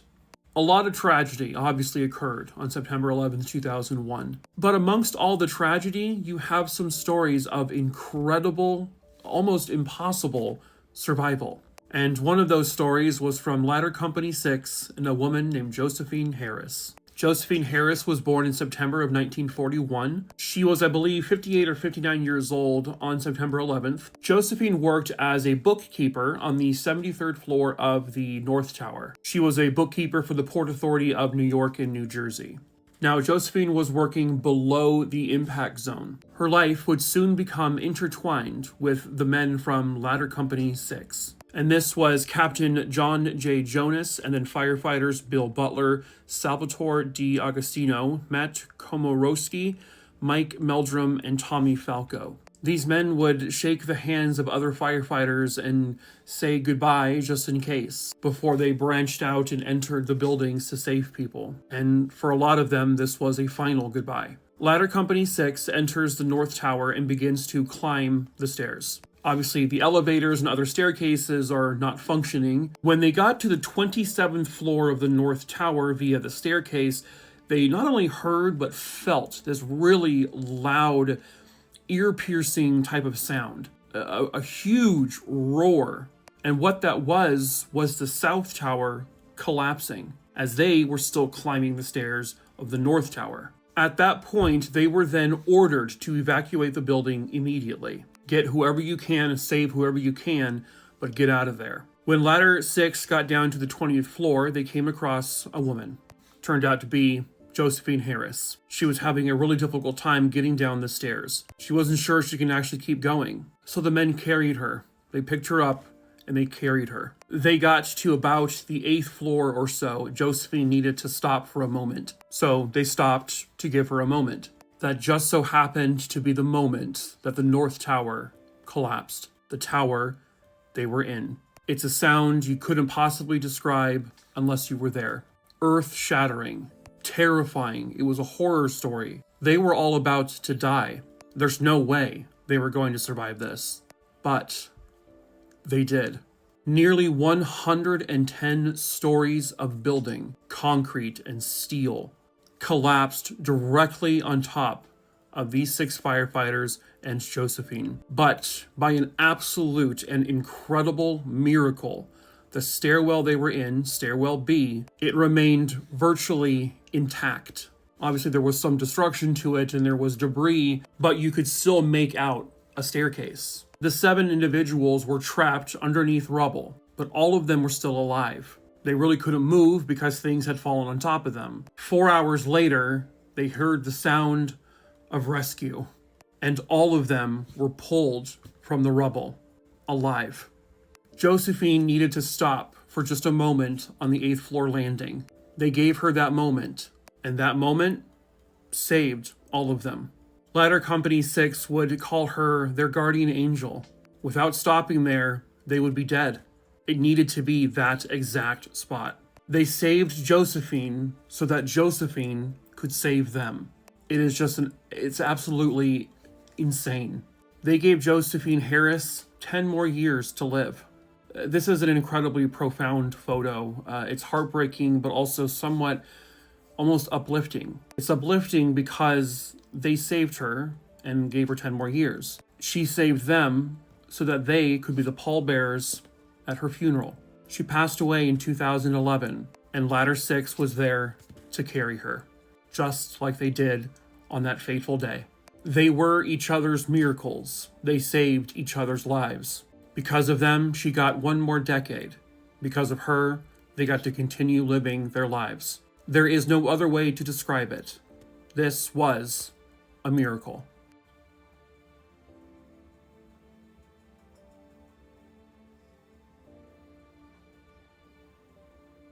They did not choose to end their own life. They chose in which manner they would be murdered. This is another worst deaths imaginable, and this is the story of the 9/11 jumpers. Viewer discretion is advised for educational purposes only. This image was captured at 8:30 a.m. on the morning of Tuesday, September 11th, 2001. It was your typical busy, hectic New York morning. People rushing to get to work, people already starting their workday, people drinking their coffee, catching up with some of their colleagues. Nobody knew that 16 minutes after this photo was captured, the world changed forever. At 8:46 a.m., American Airlines Flight 11 crashed into the North Tower of the World Trade Center. At 9:03 a.m., it happened again. United Airlines Flight 175 crashed into the South Tower of the World Trade Center. Obviously, every single person who was on each of those planes was killed instantly, and the people that were in those offices directly where the plane hit were also killed instantly. Some of the more haunting images from 9/11 are those of people who were standing at the windows. These are primarily everyone from the floors above the impact site of each building. You can see smoke billowing out, there's fire, there's flames. People are breaking the windows and waving their clothing items around to ask for help, to get help. What you see here are people who are desperate to cling on to hope. People who want to live, they don't want to die here. They are desperately trying to get air because of all the smoke and the extreme heat. They have no idea what's about to happen. Their worst nightmare would become worse. Images like this, it's truly captivating, really. This is a person known as the Waving Woman. She's obviously clinging onto a piece of the outer support beams, and she's waving, desperate to get someone's attention. Sadly, whoever this woman is would die not too soon after. There were roughly 200 people who were in the buildings, again, the majority of them being above the impact site, who had to make the impossible choice. Do they choose to burn alive? Do they choose to die from smoke inhalation? Or do they fall? Or do they jump? This is one of the more captivating photos referred to as the falling man. There's something about it that to people, it just speaks volumes, that there was a certain level of peace here, a kind of like a calmness. Obviously, no one knows what was going through his head. No one knows if, he fell out this particular way for whatever reasons he may have had. But you almost see someone here who was kind of just accepting of this decision. None of these people committed suicide, not one of them, and it should never be referred to as a suicide. These people chose the way in which they would be murdered. This was not something they set out to do that morning. I stumbled across an absolutely bone-chilling video where someone would point out the sound of one of these people hitting the ground, and it's not something I can't unhear it now. And what's most alarming about this is that for the longest time, I was someone who thought that if you fall from a great height, you're likely dead before you make impact with the ground because, you have some sort of cardiac event and you die of fear. It turns out that's actually not true. Based on eyewitness accounts from people jumping from the building, there were people who heard these individuals screaming until the very last second. Many people observed not only the screaming, but the people flailing their limbs. One person says they even locked eyes with someone. Their eyes were wide open. And this fall would take, depending on what floor they fell from, it would take 10 to 12 seconds or so. And there was obviously a 0% chance of survival. They weren't doing this to save themselves. They just likely thought this was the less painful way to go. And not all of them willingly jumped out of the building. Some were thrown out of the building. Some likely slipped. You have images like this, there's a couple of them where people are trying to scale down the building and they just slip and then they fall. This is like 100 stories up. Some probably fell just because they were trying to get away from the fire and the smoke. And there was just sort of like that natural reaction to kind of like, you know, move away from danger, and then they fell. But again, not one of them committed suicide. For 10 to 12 seconds, most of these people were experiencing the most terrifying moments of their life. Most of them watching as the concrete and the pavement gets closer and closer, bracing for that impact, knowing they're not going to be alive in just a few seconds. I can't imagine. I cannot possibly imagine that. And as we all know, the people who did remove themselves from the building, they would have died moments later in quite possibly an even worse death, when both buildings would collapse, turning everyone inside into nothing. Every time I see this story kind of pop back up, my stomach begins to churn. I think the main solace here, though, is that the likelihood is that while this was a terrifying 10 to 12 seconds, there was likely no pain. The moment they came into contact with that ground, they were gone. And I just hope that in some way they found peace.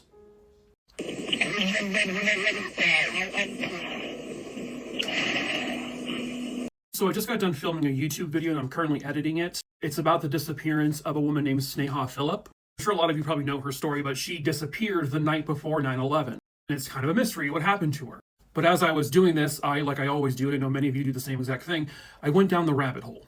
And I can't believe I've never heard any of these before, but there are several 911 calls you can listen to that came from people within the building after the planes hit. And all of these people were calling from areas where there was no chance they were going to live. I had never heard this man's call before. His name was Kevin Cosgrove. He was in the second building that was hit, which was the first building that collapsed. And there's about a 4.5, 5 minute or so 911 call he makes that is just so incredibly heartbreaking.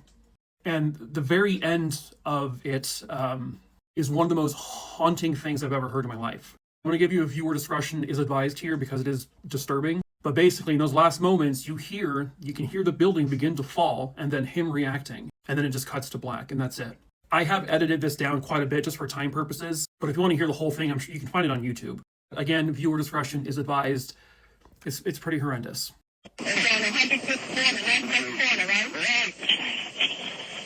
That's number 2, right? Lady will see this in his office. We're not ready to die, but it's getting bad. I understand, sir. It's okay.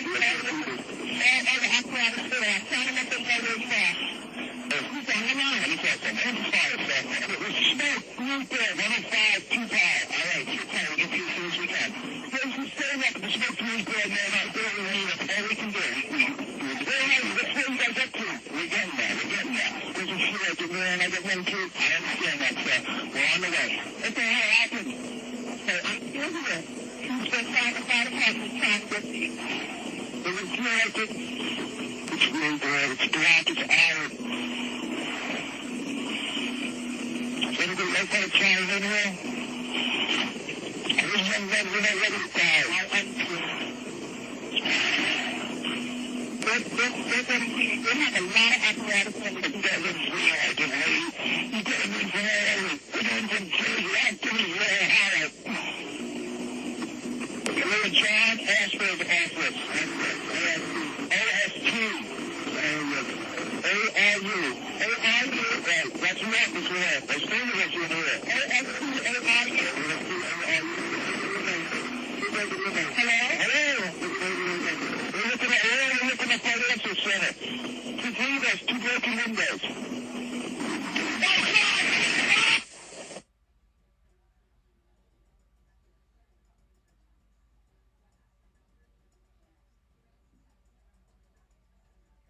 You know, something that gets easily lost in the conversations about 9/11 are the victims that most of us don't want to talk about. But the more I think about it, their names deserve to be known. And so this is the story of the children of September 11th. Viewer discretion is advised. This was 4-year-old Juliana McCourt. At a very young age, Juliana was described by her grandmother as a nurturer. She was from New London, Connecticut. And on September 11th, she had gotten onto a plane with her mom, Ruth. Ruth was taking Juliana to her very first ever trip to Disneyland. The plan was for them to be on the same plane as Ruth's best friend, Paige, but they made last-minute arrangements where they would take different planes. 4-year-old Juliana and her mother, Ruth, were both on American Airlines Flight 11, which would end up crashing into the North Tower at 8:46 a.m., killing everyone aboard instantly. And in an absolutely horrific twist of fate, even if Ruth and Juliana and Paige all got into the same plane, they would have all ended up in the same destination. Paige was on Flight 175, which would crash into the South Tower. This was 3-year-old David Brandhorst, described as the rare toddler who loved to eat vegetables. He loved playing with his Legos, he loved swimming, and he was always just a very gentle kid. David had actually been adopted by a gay couple, Daniel Brandhorst and Ronald Gamboa. The three of them had been visiting Cape Cod, and they would end up boarding United Airlines Flight 175 on their way back home to Los Angeles, which would crash into the South Tower at 9:03 a.m., killing everyone instantly. There was a West Hollywood playground that I guess David really loved going to, and they would install a plaque there that says the words, "5 more minutes, Daddy," because that's what he said when it was always time to go home. This was 2-year-old Christine Lee Hansen. She was the youngest victim on 9/11. She was from Massachusetts, and she was described as a very busy toddler who loved going to the playground. She loved to help her dad garden. Her grandmother would gift her a little Peter Rabbit toy to symbolize that she had been born during the Chinese Year of the Rabbit. She brought her Peter Rabbit doll with her everywhere, including Flight 175, which she was aboard with her parents. They were heading to Los Angeles to visit relatives, and this was her final moment. American Airlines Flight 77 was the plane that crashed into the Pentagon. This is a story about the children who died on 9/11 in these horrific moments. Please do not come out here with your conspiracy theories that there was no plane, because there were 5 children on that plane, including 11-year-old Bernard Brown, described as a little boy who loved to go to school. He lived for it. Any opportunity he could have to learn something new, he would do it. He was beyond his years when it came to academics. He loved drawing, and he had a zest for life. And that's actually why he was on Flight 77. He was going to the Channel Islands Marine Sanctuary off the coast of California. He actually spoke to his dad a few minutes before his plane took off, and he was nervous. He was scared of flying. But his dad, talked him through it. Flight 77 was the plane that crashed into the Pentagon. His dad worked at the Pentagon. He was not there that day, though, so he was not a victim. Also on that plane was 11-year-old Asia Kadam. Now, she was also on Flight 77. She was a part of the group of kids that were going to the Marine base in California as a field trip. She was described as being very mature for her age. Her dad described her as a charmer who was trying so hard to grow up faster. She had big dreams. She wanted to be a pediatrician. And as a kid, she loved jumping rope. She loved playing. She loved being a kid. And unfortunately, this would be where her life ended. This was 11-year-old Rodney Dickens. He, too, was another student heading towards the field trip in California. This was the first time he had ever been on a plane. Rodney was a good kid who loved playing Pokemon more than anything else. He was also very intelligent. He helped other students with their homework when they needed help. He loved to read. He loved playing on the computer. Most of all, he loved spending time with his brothers and his sisters. But his most favorite thing was to watch wrestling on TV. It doesn't matter where he was or what he was doing. If there was wrestling on, he would rush back home. But sadly, this is where it all came to an end for him. This was 8-year-old Zoe and her 3-year-old sister Dana Falkenberg. They were also aboard Flight 77. Now, they were on board the plane with their parents, and they were actually heading to their final destination was going to be Australia. They were only on Flight 77 because they had missed their connecting flight. They weren't supposed to be on the plane that morning. 3-year-old Dana was always known to just be a really funny kid. She had a really charming little personality. Zoe was one of the top kids in her class. She was also part of the Girl Scouts. She also loved ballet and swimming. She loved Harry Potter. She would hold birthday parties for her Beanie Babies. But again, this was their fate.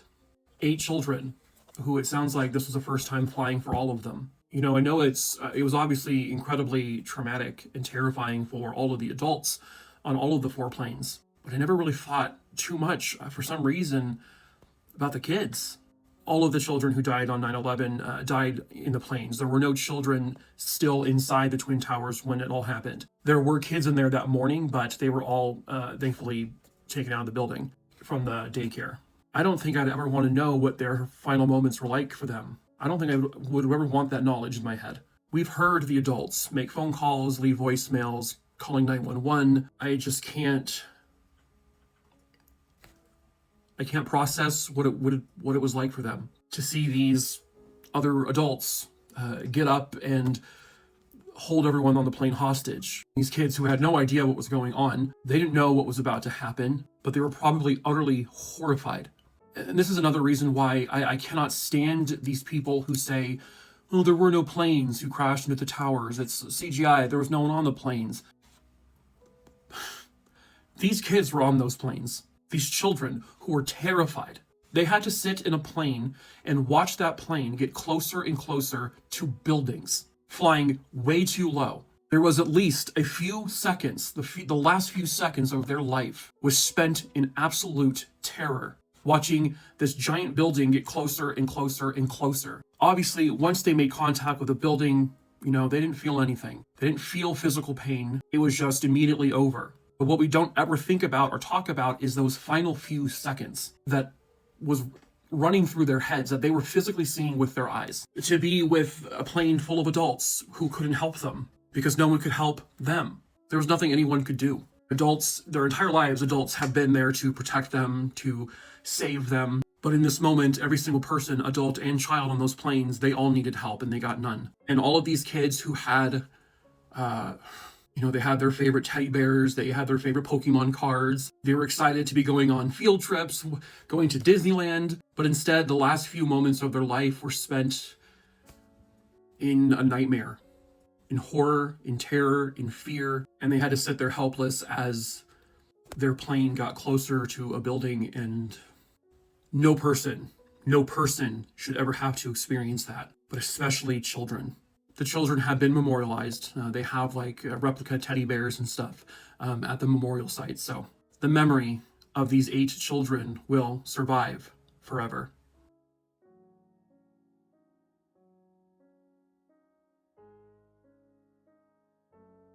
He went up so that others could come down. So I figured I would post this on this page, my entertainment miscellaneous page, because technically it's not a true crime docuseries or documentary.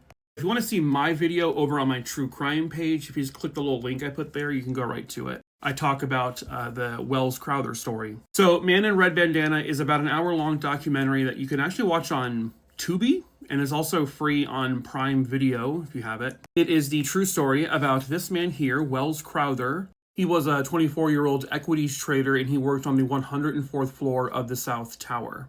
He was above the impact zone of the South Tower when Flight 175 crashed into it. So this is just a retelling of his story through interviews with his family and the people that he saved. He saved at least 18 people that day.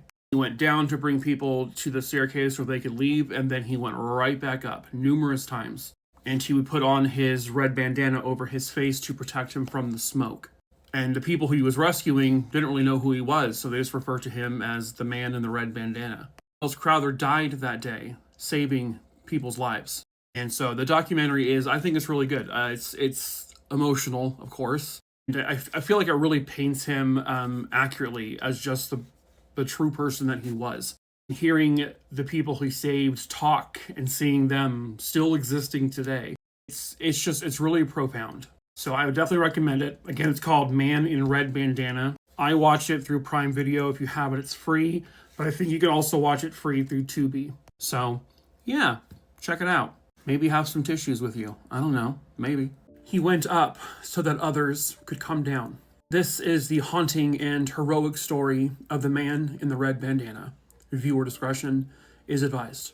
September 11th, 2001. At 9:12 a.m., approximately 9 minutes after Flight 175 crashed into the South Tower, The mother of this man here, Wells Crowther, would receive a phone call from her son. Wells Crowther worked on the 104th floor of the South Tower. He was an equities trader. When he was a young kid, his father gave him his signature red bandana. And ever since his dad gave it to him, he wore it every chance he could. He wore it underneath all of his sports uniforms at school. When he was 16 years old, he became a junior member of the Empire Hook and Ladder Company. His father was a volunteer firefighter. He would also end up becoming a talented lacrosse player, before finding his way to the 104th floor of the World Trade Center as an equities trader. Wells was a good man, a great man. He cared about others, and as it turns out, he was willing to sacrifice his life to save others. I had never heard this story before. At 9:12 a.m., he calls his mother and tells her, quote, "Mom, this is Wells. I wanted you to know that I'm okay." After the plane had hit and the elevators at a certain point in the building, the South Tower, were no longer able to work, Wells managed to find his way down to the 78th floor. When he got there, he encountered a group of people who were badly injured, who were unable to move. One of those individuals being this woman here. Her name is Ling Young. When the second plane hit her building, she, along with a bunch of other people, were waiting for an elevator. But once the plane hit, that elevator stopped, was not going to work anymore. When from the smoke, she sees a man, what turns out to be Wells Crowther. He had another person, a woman, on his back. He led her and the other survivors there to a stairwell that was still in operation. I believe the stairwell was on the 78th floor, and he managed to get several people there who were then able to get to safety. And then he went back up. This is a recreation of it, but when he made his way back up, now that the building is more engulfed in smoke, he takes out his signature red bandana that he always brought with him everywhere he went. He put it over his face, and he went right back into the destruction. One witness said that when she saw Wells come out, he immediately went to go help put out the fires on that floor. He also went to victim to see if anyone of them needed help, and he would administer first aid to them. He then was heard saying to others, quote, "Everyone who can stand, stand now. If you can help others, do so." He then led and carried other survivors back to the stairwell and told them that they can get down from there. And then he went back up. At this point, he was seen in the company of other firefighters, and he was not going to back down. He was going to go help. Unfortunately, this time, it was the last time. At 9:59 a.m., the South Tower, the second tower to be hit and the one that Wells was in, collapsed, taking anyone and everyone who was in it to the ground below. This included Wells Crowther. In 2002, his body would end up being recovered, still adorning his signature red bandana. Unbelievably, his body was actually found intact, and around him they found the bodies of firefighters. There were no signs of burns on his body, and by all accounts, he was up there helping people until the very last second, giving many people a chance to survive. He sacrificed his life to save strangers, because that's the person he was. They know for sure that Wells saved the lives of at least 18 people, if not more. 18 people who needed someone to carry them or show them where to go. And if had it not been for him, those 18 people may not be here today. He was a hero, about as heroic as a person could possibly get. A true avenger. There is a movie called The Man in the Red Bandana. I have never watched it. I had never heard of the story before, so I'm going to need to find it if I can. I'm going to watch it. And of course, his name is on the memorial, which people will tend to put red bandanas over his name. And it looks like his actual red bandana here is on display. I wish I knew that level of courage. Each time he went back up those stairs, he knew that he could die, but he did it anyway. Now, 18, maybe 20, 25 families, right? They have their loved ones because of him. He didn't go to work that morning expecting to be a hero, but that is exactly what he became. Her remains would be identified by her badge. This is another 9/11 story, and this is the story of Officer Moira Reddy-Smith. Viewer discretion is advised. Moira Reddy-Smith was born in Brooklyn in 1963, and because Reddy was her last name, she liked to use the phrase that she was ready for anything. Moira was a very selfless person. Her biggest passion and goal was to save people, to help people, which led to her eventually becoming a police officer in New York. She was also married to another police officer, and the two of them had a child together who was 2 years old when all of this occurred. Moira had been a police officer for 13 years when 2001 came. When it came to helping people, nothing could get in her way. She was always going to find a way to save a person, if they needed saving. There was a story of a train derailment, and the moment that Moira heard about it, she dropped everything and she ran to where it was. When she got there, the train was mangled. She went in and she started pulling people out. You know, it's not one of those things that people just say like, oh, she wanted to help people. This is who she was, like 100%. She was so proud to be a police officer, and she took it very, very seriously. And then 9/11 came. Moira is actually credited as being the very first police officer who called in the incident. She saw the plane hit the North Tower, and she immediately called it in. Now, eventually, Moira makes her way back to the precinct, but that's not where she wanted to be. That wasn't Moira. So she rushes to the towers, and she begins helping. This is an actual photo from September 11th, 2001, of Moira bringing a man to safety. This is the last known photograph of Moira Reddy-Smith. When she was there, there were bodies on the ground from jumpers, pools of blood, and limbs just blown apart. Debris was raining down from the towers, and it did not faze her one bit.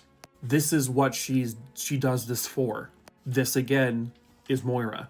Moira then goes back into the belly of the beast. She enters the underground concourse, I think between these buildings. She was in the South Tower when the second plane impacted, and you could feel the entire building vibrate.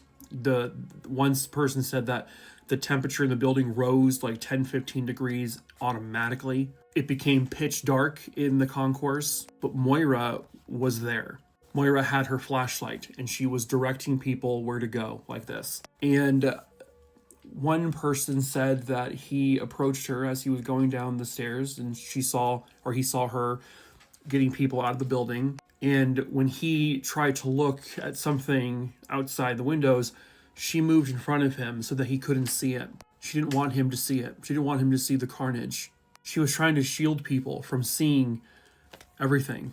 She physically brought people out of the building one by one. And she is actually credited with saving at least 200 lives by calmly escorting them out of the building, telling them where to go. She's in the concourse, underneath the towers. This is the danger zone. This is where a really bad fucking thing happened.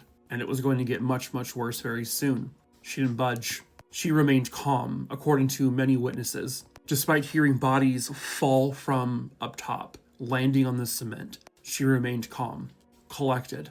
She was trying to comfort people who were in their darkest moments. Then, I guess, I don't know why it's always these stories always make me emotional. I've been telling true crime stories for 4 years, and I'm emotional about them, but I don't know, there's just something about these stories that are just so, I don't know.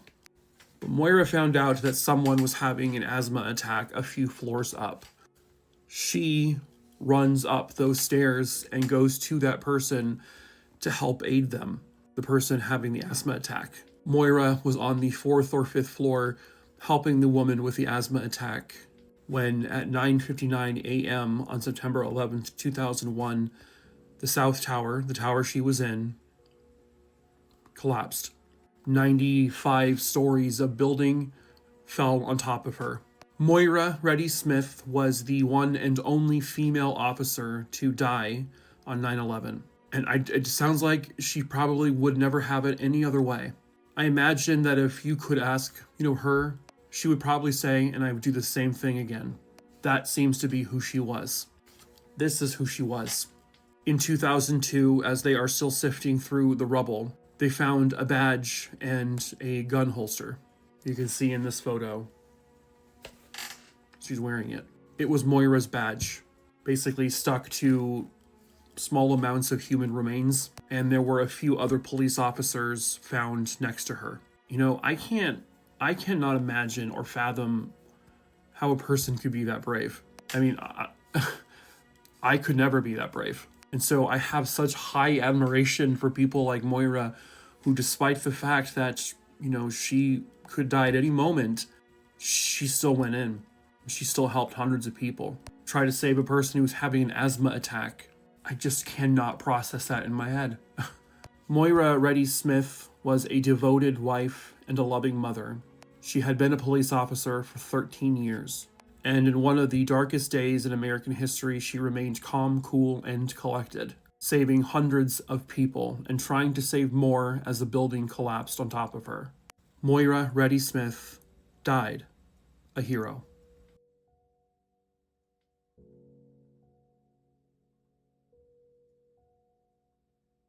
This is one of the eeriest 9/11 moments that I have seen so far. After each tower was hit, in this plaza area, where also jumpers had landed in this area, but the music is still playing in the plaza. And the man who recorded this is a man named Jack Talayercho. I'm sorry, I probably butchered that name.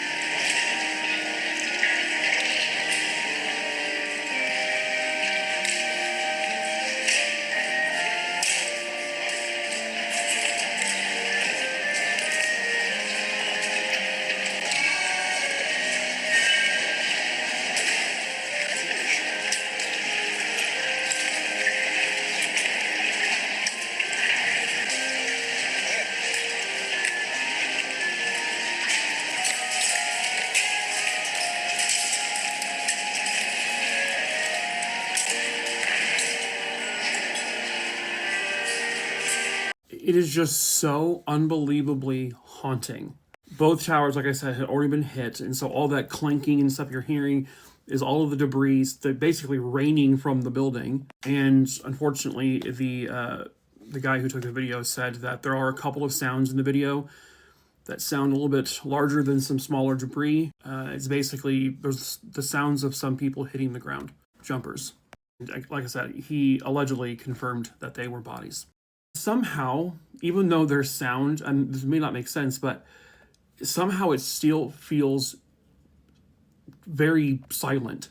I mean, you have two buildings that have been struck by planes, debris falling everywhere. Somehow in this, you don't hear like the screams, you don't hear sirens, you don't hear people calling for help. It's the music that stands out. That's like the strongest thing you hear.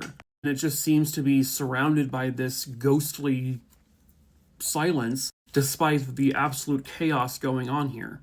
So from what I understand, the music player was housed in a different area, and it wasn't necessarily in the actual Twin Towers. It was somewhere, I think, in the plaza, but it wasn't affected by the planes hitting the building. And obviously, it was just like so much craziness going on. No one's gonna be like, oh my God, let's turn off the music. Like, this is music that played every single day in the courtyard, in the plaza, this calm, soothing music, you know? Me, this whole thing really, like a contrast between peaceful, happy, serene, and violent, horrifying, you know, it like blends the two things together because the music represents that morning before all of this happened.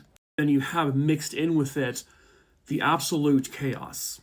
Maybe I'm not making any sense, but that's just kind of how it resonated with me. But it is just so eerie to hear this. Have you guys ever heard this before? The image you see behind me is arguably one of the most well-known photographs from 9/11, because this is, in fact, the first identified victim of the September 11th attacks. Viewer discretion is advised. For educational purposes only, TikTok. Nothing graphic will be shown. This was Reverend Mychal Judge, born in 1933 and grew up in Brooklyn, New York. By 1954, he was received into the Holy Name Province at St. Bonaventure Friary in New Jersey. Mychal was a Roman Catholic. He would go on to study at Holy Name College in Washington, D.C., And by 1961, he became known as Father Mychal Fallon Judge. By the mid-70s, it sounds like he fell into some very stressful times. He was actually at that point working now as an administrator at Siena College in New York. The stress would lead to him becoming an alcoholic. By 1985, he would end up taking a sabbatical. He did so for about a year, and then he had moved back to New York, which eventually he would become a reverend. Something a little unusual about Mychal Judge, unusual because of what who he was. He was actually gay. However, he was very committed to his vow of chastity. He would wear an earring in one ear, which, back in the day was symbolic of, someone being gay. He became very active in serving for the homeless people. Mychal was all about helping those in need. Mychal also established the St. Francis AIDS Ministry. During the 80s, obviously, it was the main AIDS epidemic. The Archdiocese of New York did not really look at Mychal Judge favorably, and this had a lot to do with the fact that he was gay. There was obviously a very big separation between the LGBTQ and Catholicism and religion in general. But that never stopped Mychal from doing what he did, helping people. Not only, introducing people to God, but also just with his charitable behavior, his kindness for everyone, his desire to help those in need. It didn't matter what anyone said about him, because those that truly knew him knew his heart.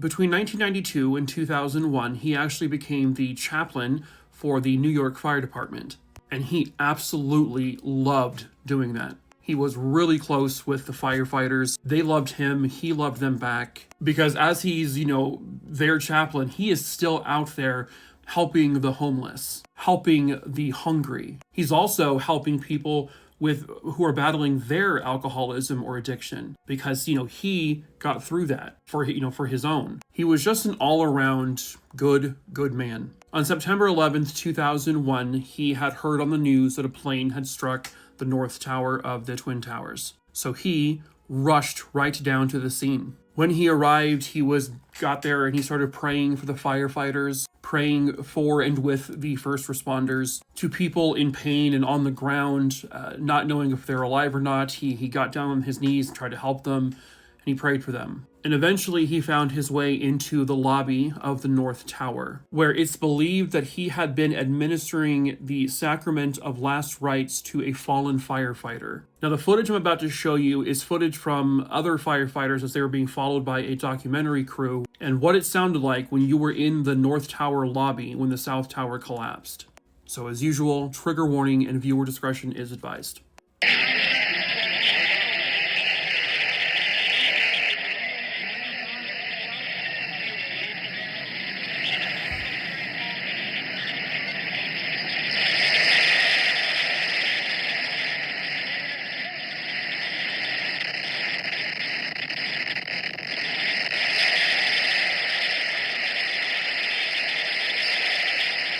Mychal was somewhere in the lobby, that same area of the video, when the South Tower collapsed. And you can very clearly hear the building collapsing and how loud and ear-piercing it was. And you are hearing giant chunks of debris, all just cascading to the ground below in a matter of seconds. And a lot of it is these giant chunks of cement, maybe steel, rubble, everything just falling. And it poured into the lobby of the North Tower. The firefighters I showed you in that video, they all were able to get out of that moment unscathed, but not everyone did. Because once the collapse was over with, the firefighters were able to locate Reverend Mychal. He had been crushed to death by the rubble of the South Tower. They don't know if it fell on top of him or it came from the side. They don't really know, but they just know that he was killed by the rubble, which led to this very sad, chilling, and haunting image. An image that is etched into the memories of everyone. The firefighters that he was there to support were now carrying his body away. Now, obviously, Reverend Mychal was not the first actual victim of 9/11. Chronologically speaking, the first victims of 9/11 were on American Airlines Flight 11 and those in the North Tower when the plane hit it. But Reverend Mychal was the first body to be identified by the medical examiner. She labeled him as basically patient 001. He was the first of nearly 3,000. Mychal was there for his firefighters right until the final moments. He never seemed afraid. He was his normal, strong self. He lived a life of helping others, which is why he probably integrated into the fire department so easily. Helping people was his whole thing. And he rushed right into those towers just like a firefighter would. And so in my mind, Reverend Mychal Judge died a hero.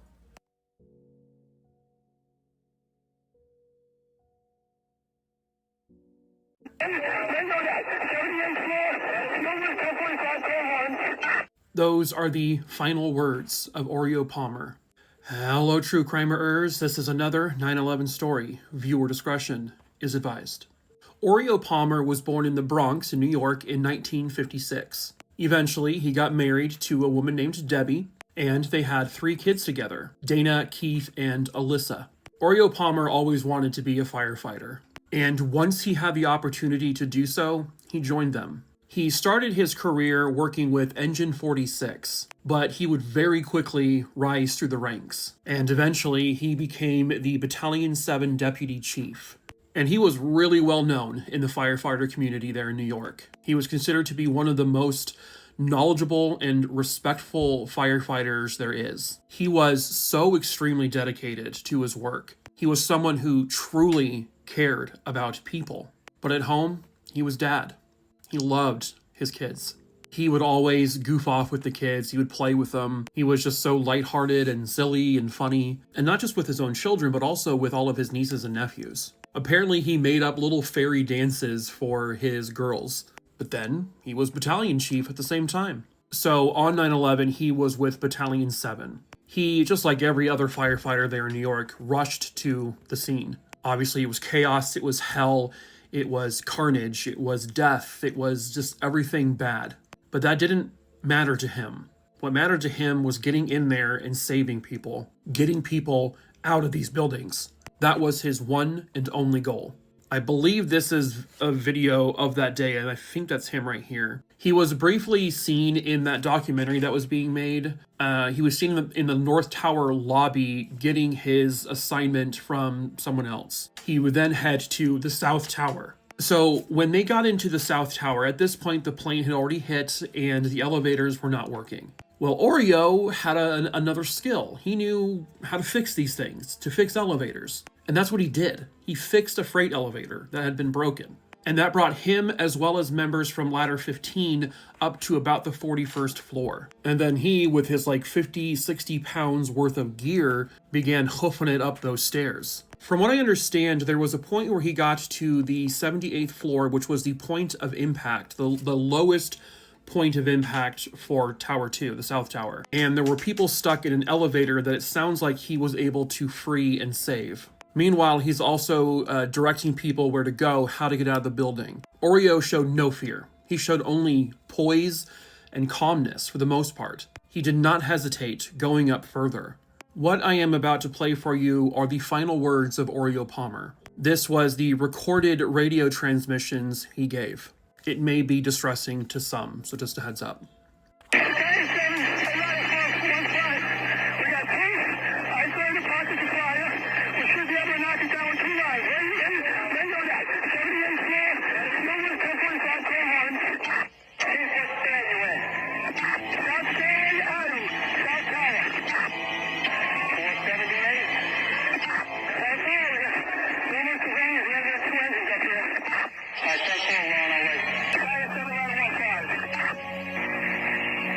And then it stopped.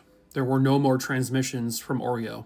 Those were his final words, going into the belly of the beast. And when he said there were numerous code ones, that meant dead bodies. So he got up to the 78th floor, and there were just bodies everywhere. He mentioned that there were a couple of fires that could probably be put out. Keep in mind, he was only able to see a very small portion of the floor they were on because there was so much damage. But it was pure hell. There was no expectations at that point from anyone that the buildings were going to collapse. It just wasn't something that was crossing people's minds. And so Oreo just went right into it, and he was hell-bent on getting whoever he could out of there, getting these fires put out as soon as possible. But within a few minutes of his final transmission, the thing they were not expecting to happen, happened. Again, this may be triggering for some of you to see.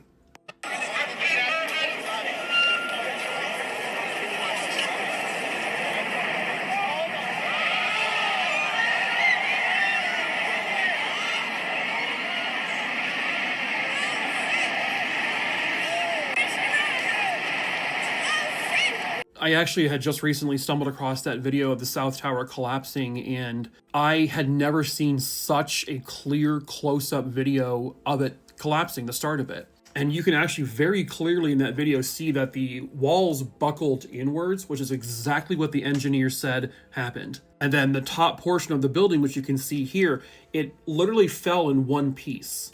A lot of people think it kind of just sort of fell floor by floor, but that whole top piece collapsed on top of the rest of the building. And that's what the sheer weight of that began this sort of domino effect, or the pancake effect, which is why the South Tower fell first, because the point of impact on the South Tower was significantly lower than the North Tower. There wasn't as much weight on top as there was with this one. But at any rate, Oreo Palmer was there somewhere around the 78th floor when it collapsed, taking Oreo and everyone else who was there with him to the ground. And from what I understand, Oreo Palmer's remains have yet to be identified. Battalion Chief Oreo Palmer was a family man at heart, but firefighting also took a huge portion of his heart as well. On that day, he displayed incredible bravery and determination to save everyone that he could. He did not even hesitate to run up those stairs, to fix elevators, to pull people from elevators. If he could do it, he was going to do it. It was the truest definition of selflessness, helping and saving people he had never met, ultimately dying to save others. And he remained, for the most part, level-headed. Oreo Palmer was a firefighter. He was a husband. He was a father. And on that day, on September 11th, 2001, Oreo Palmer was also a hero.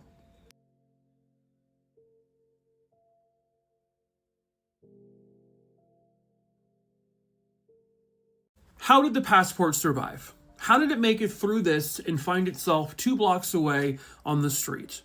The simple answer is, it just did. This is referring to one of the 9/11 terrorists, Saddam al-Qusami. His passport was found by a passerby on the streets after the planes hit. The woman just found it, picked it up, and gave it to police. And it is completely intact. How is that even possible? One of the explanations I have seen is that when something like this happens, when it happens at such a rapid speed, we're talking close to 600 miles per hour, and he would have been at the cockpit, the very front of the plane. There is still a good chance that any kind of paper items which are so light to find themselves flying and floating kind of away without ever being touched by fire. One of the things I want to ask people who believe this whole conspiracy thing, how come you never mention the thousands and thousands and thousands and thousands and thousands and thousands of papers that were also launched out of the building from the impact zone? Papers literally rained from the skies for the entirety of the event. It littered the streets of New York, everywhere. Again, these came from the towers from the impact zone primarily, meaning the same exact areas where fucking jet fuel was pouring everywhere, where, fires and flames and fireballs were everywhere, still either fully intact or almost intact, and with no burn evidence. Also found right underneath the towers, it also eventually found blocks away. Like, you have stuff like this, completely untouched. A little rip here, huh? That's it.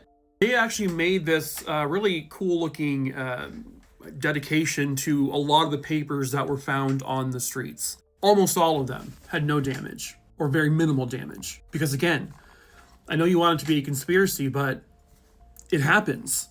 How do we know it can happen? Because it happened. The passport survived, and his wasn't the only one. It survived the impact, it survived all of the chaos, because it did. This is another passport found, but I believe this one was recovered from the United 93 crash in Pennsylvania. They also found one of the, what they believe is one of the box cutters used during the hijacking of United 93 at the crash site. You also have this that survived. This is one of the yellow flight vestings from American Airlines Flight 11. It was found on the roof of the Deutsche Bank, which was in the same complex as the Twin Towers. Pretty much fully intact, not really destroyed or burned or anything. And this likely came from within the fuselage of the plane, so right smack in the middle of it. I know it seems impossible, but it isn't. It just is not. We have seen impossible things become possible time and time and time again. And I know that people, the conspiracy theory people who are way deep into this, will never agree with anything I'm saying here. But again, all I can really say is that we have proof over the course of human history that the impossible, in fact, can become possible. 84th floor, West Office, 12 people trapped. A note pleading for help that unfortunately would never come. This is the 9/11 story of Randy Scott. Viewer discretion is advised.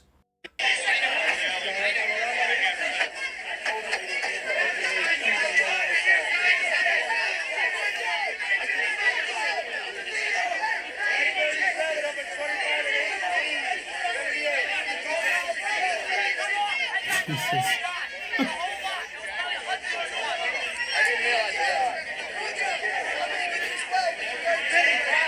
Wow. That was the normal, typical chaos every single day at Eurobrokers. This is where Randy Scott worked. It was located on the 84th floor of the South Tower.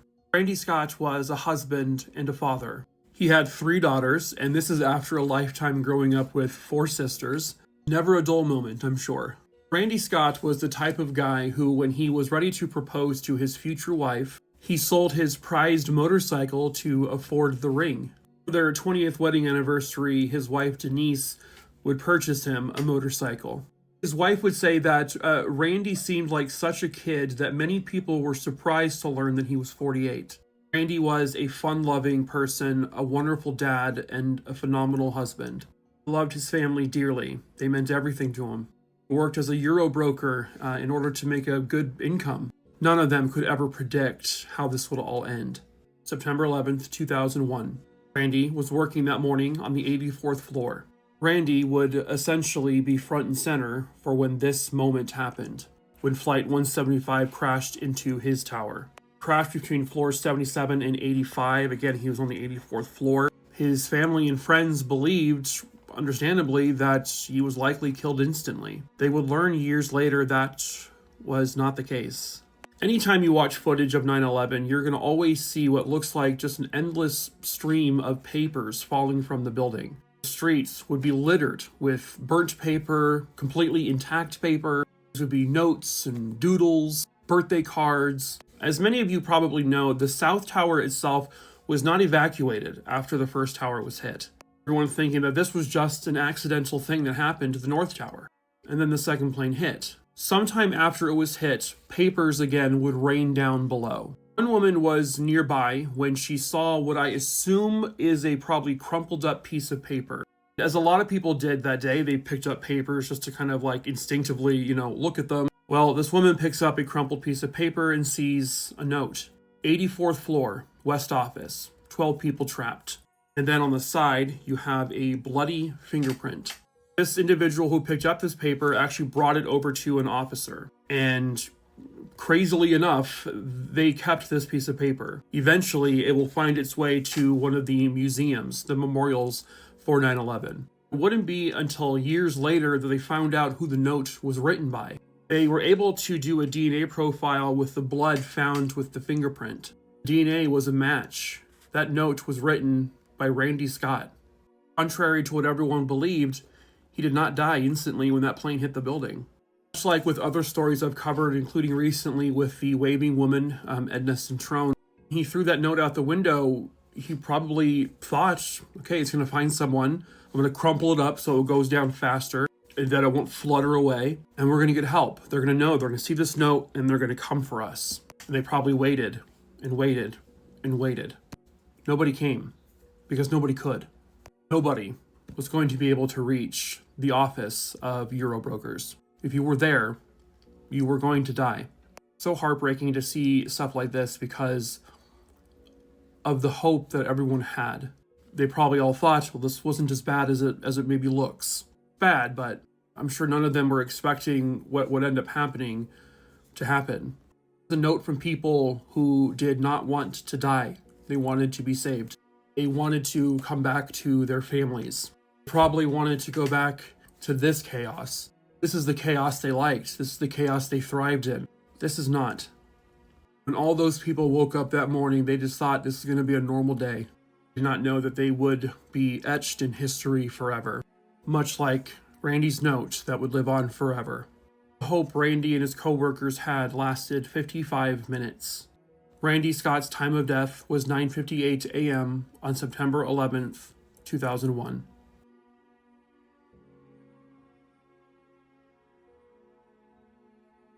This is the actual photo of a man saving over 2,000 people. This is another 9/11 story. Viewer discretion is advised. Pictured here was a man named Richard Rescorla. He would go by Rick. He was actually born and lived a lot of his life in the United Kingdom, and he served with the British military. And eventually, he found his way to the United States to live, where he would end up serving in the US military. Rick would go on to reach the rank of colonel. He had gotten married in the 70s, and he and his wife at that point had 2 children, but then eventually they divorced. And then by 1998, he married his second wife. Her name was Susan.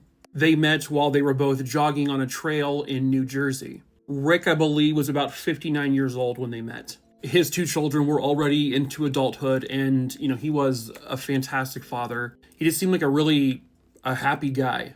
Sometime in the early 90s or so, he would find himself working in the security field. He was employed by Dean Witter Morgan Stanley, located in the Twin Towers. And in 1993, during the first terrorist attack with the bombing, he was the vice president for corporate security. He led a bunch of people to safety that day. Rick would then go on to come up with his own evacuation process for if this ever happened again. He came up with the entire plan. They even did rehearsals for it. He wanted to make sure that a process was put in place that if something were to happen again, which some think he might have predicted this because they said he was convinced that they were going to come back and try again. And so on the morning of September 11th, 2001, he's in his office. So at this point in 2001, he is working for Morgan Stanley. They hold offices between floors 59 and 74. They had thousands of employees there. Something I never really realized was how many people worked in the World Trade Center buildings on a daily basis. Unbelievably, they had 50,000 employees there on a normal day, just between the 2 towers. And 40,000 visitors a day would come through it. So this is a photo taken from the lobby of the Morgan Stanley offices. This is a photo from that morning. Because if you look in the TV, you can see that the tower has already been hit. The North Tower, which will be the opposite tower from where they were. This is also an actual photo from that morning of people lining up, getting ready to leave the office. When the North Tower was hit, they, of course, as we've heard many times before, they made announcements in the South Tower. We're fine. You don't need to evacuate. Our building hasn't been hit. Stay where you are. And a lot of people, unfortunately, stayed. But Rick Rescorla here said, no, we're not doing that. We're leaving. So this is an actual photo from that morning of Rick. He got his megaphone, a walkie-talkie, and then his cell phone, and he began to enact the evacuation plan that he created. So he starts to get people down to the 44th floor and to a staircase where he then directs everyone to head down that staircase. Then he goes back up to the offices. He shows more people where to go. And he does this back and forth, constantly screaming out on his megaphone, despite the loudspeaker still saying, everyone stay, you're done, stay. But again, they're like, fuck that, no. And then as he is leading the evacuation process pretty much single-handedly on his own, they feel that boom, that rumble, that loud, horrific noise. Their tower has now been hit. Now this is 38 floors above their offices, where Rick was escorting people out from. But Rick also wanted to make sure people were calm. So he got onto his bullhorn and he started singing. He began to sing these old Cornish songs from his youth. At some point, he takes a phone call from a friend of his. I believe this happened before the plane hit their building. But Rick told his friend, I'm evacuating people from my building. And they're like, well, why are you doing that? And so, according to the friend, Rick said to him, the dumb sons of bitches told me not to evacuate. They said it's just building 1. I told them, I'm getting my people the fuck out of here. Which, by the way, also included 1,000 other employees who were in the 5 World Trade Center building. He told his employees, go on the stairwells, do not go in the elevators, because if and when our building gets hit, you won't be able to use them. So he's leading this charge. He's getting everyone out of the building. He's making sure everyone remains calm. He's singing them songs. He's showing how much he cares about them by telling everyone to go fuck off with the loudspeaker announcements and get the hell out of the building. He blatantly ignored the orders, and good for him. And at some point, Rick uses his cell phone to call his wife, Susan. The last words he said to her were, please stop crying. I have to get these people out safely. If something should happen to me, I want you to know I've never been happier. You made my life. And Susan responded to him, you made my life too, before the phone went dead. At that point, Rick had escorted 2,700 people, his employees, out of the building. When they told him, please come with us now, you've gotten everyone, he said, no, I haven't. He told them, I'm going back up. The last thing he said to his co-workers was, as soon as I make sure that everyone else is out, I will come out. They see him kind of just sort of fade off. There were witnesses who saw him on the 10th floor as he was working his way back up. And those last witnesses were able to get out just before it happened. The South Tower collapsed. And Rick Rescorla was never seen again. The exact number of lives this man saved was 2,687 Morgan Stanley employees and 250 office visitors. He was the one.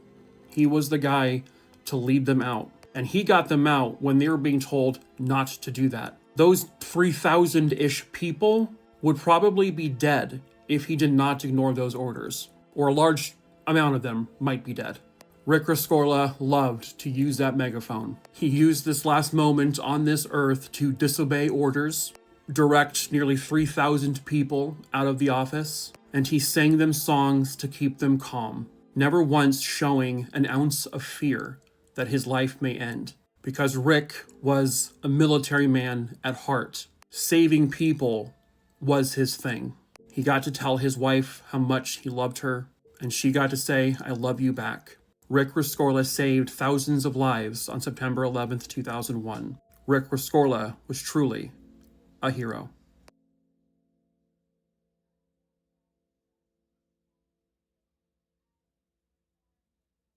It's just me and the sky. I don't bother anybody, and nobody bothers me. This is another tragic 9/11 story, and this is the story of Roko Camaj. Viewer discretion is advised. Roko Camaj and his wife Katrina, they immigrated to the United States in 1969. They were originally from Yugoslavia. He was the perfect husband and a perfect father. And he did a job that he kind of lied to his wife about. Katrina is petrified of heights. And so Roko did not want to tell her specifically that his job involved being up very high. Because Roko Camaj was a window cleaner.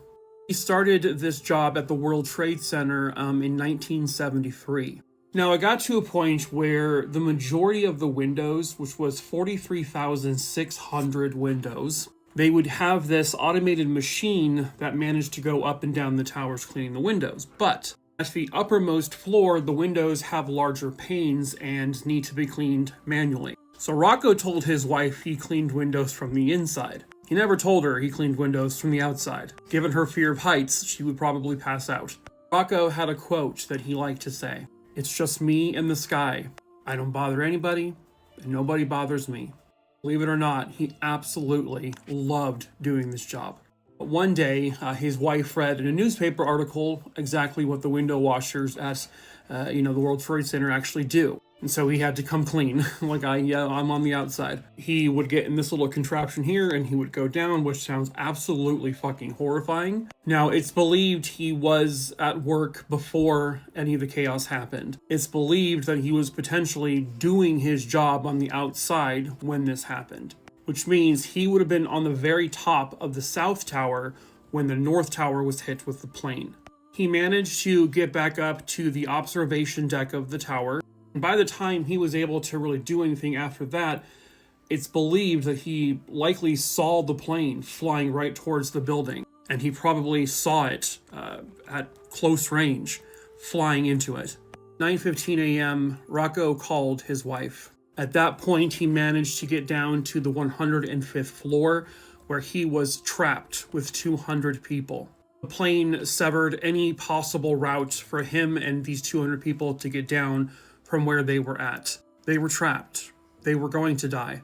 And he basically said, "I love you," to his wife. He then spoke to his mother, and his final words spoken on this earth to his mother was, quote, "Don't upset my kids. We're all in God's hands now." Roko spent decades on the outside of this building, cleaning it. It's something, it never made him scared. He loved doing this. He knew the buildings inside and out, but he was stuck. Roko Camaj's time of death was 9:59 a.m. on September 11th, 2001.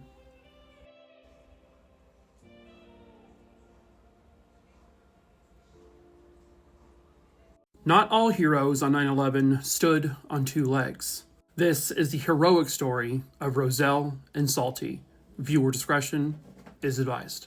Roselle was a female Labrador who was born in 1998, and eventually she became a guide dog to this man here, Mychal Hinkson. Mychal worked on the 78th floor of the North Tower. It was like every morning for Roselle and Mychal. As Mychal worked, Roselle slept under his desk. Roselle was jolted awake when American Airlines Flight 11 crashed into the North Tower, roughly 15 floors up from where Mychal worked.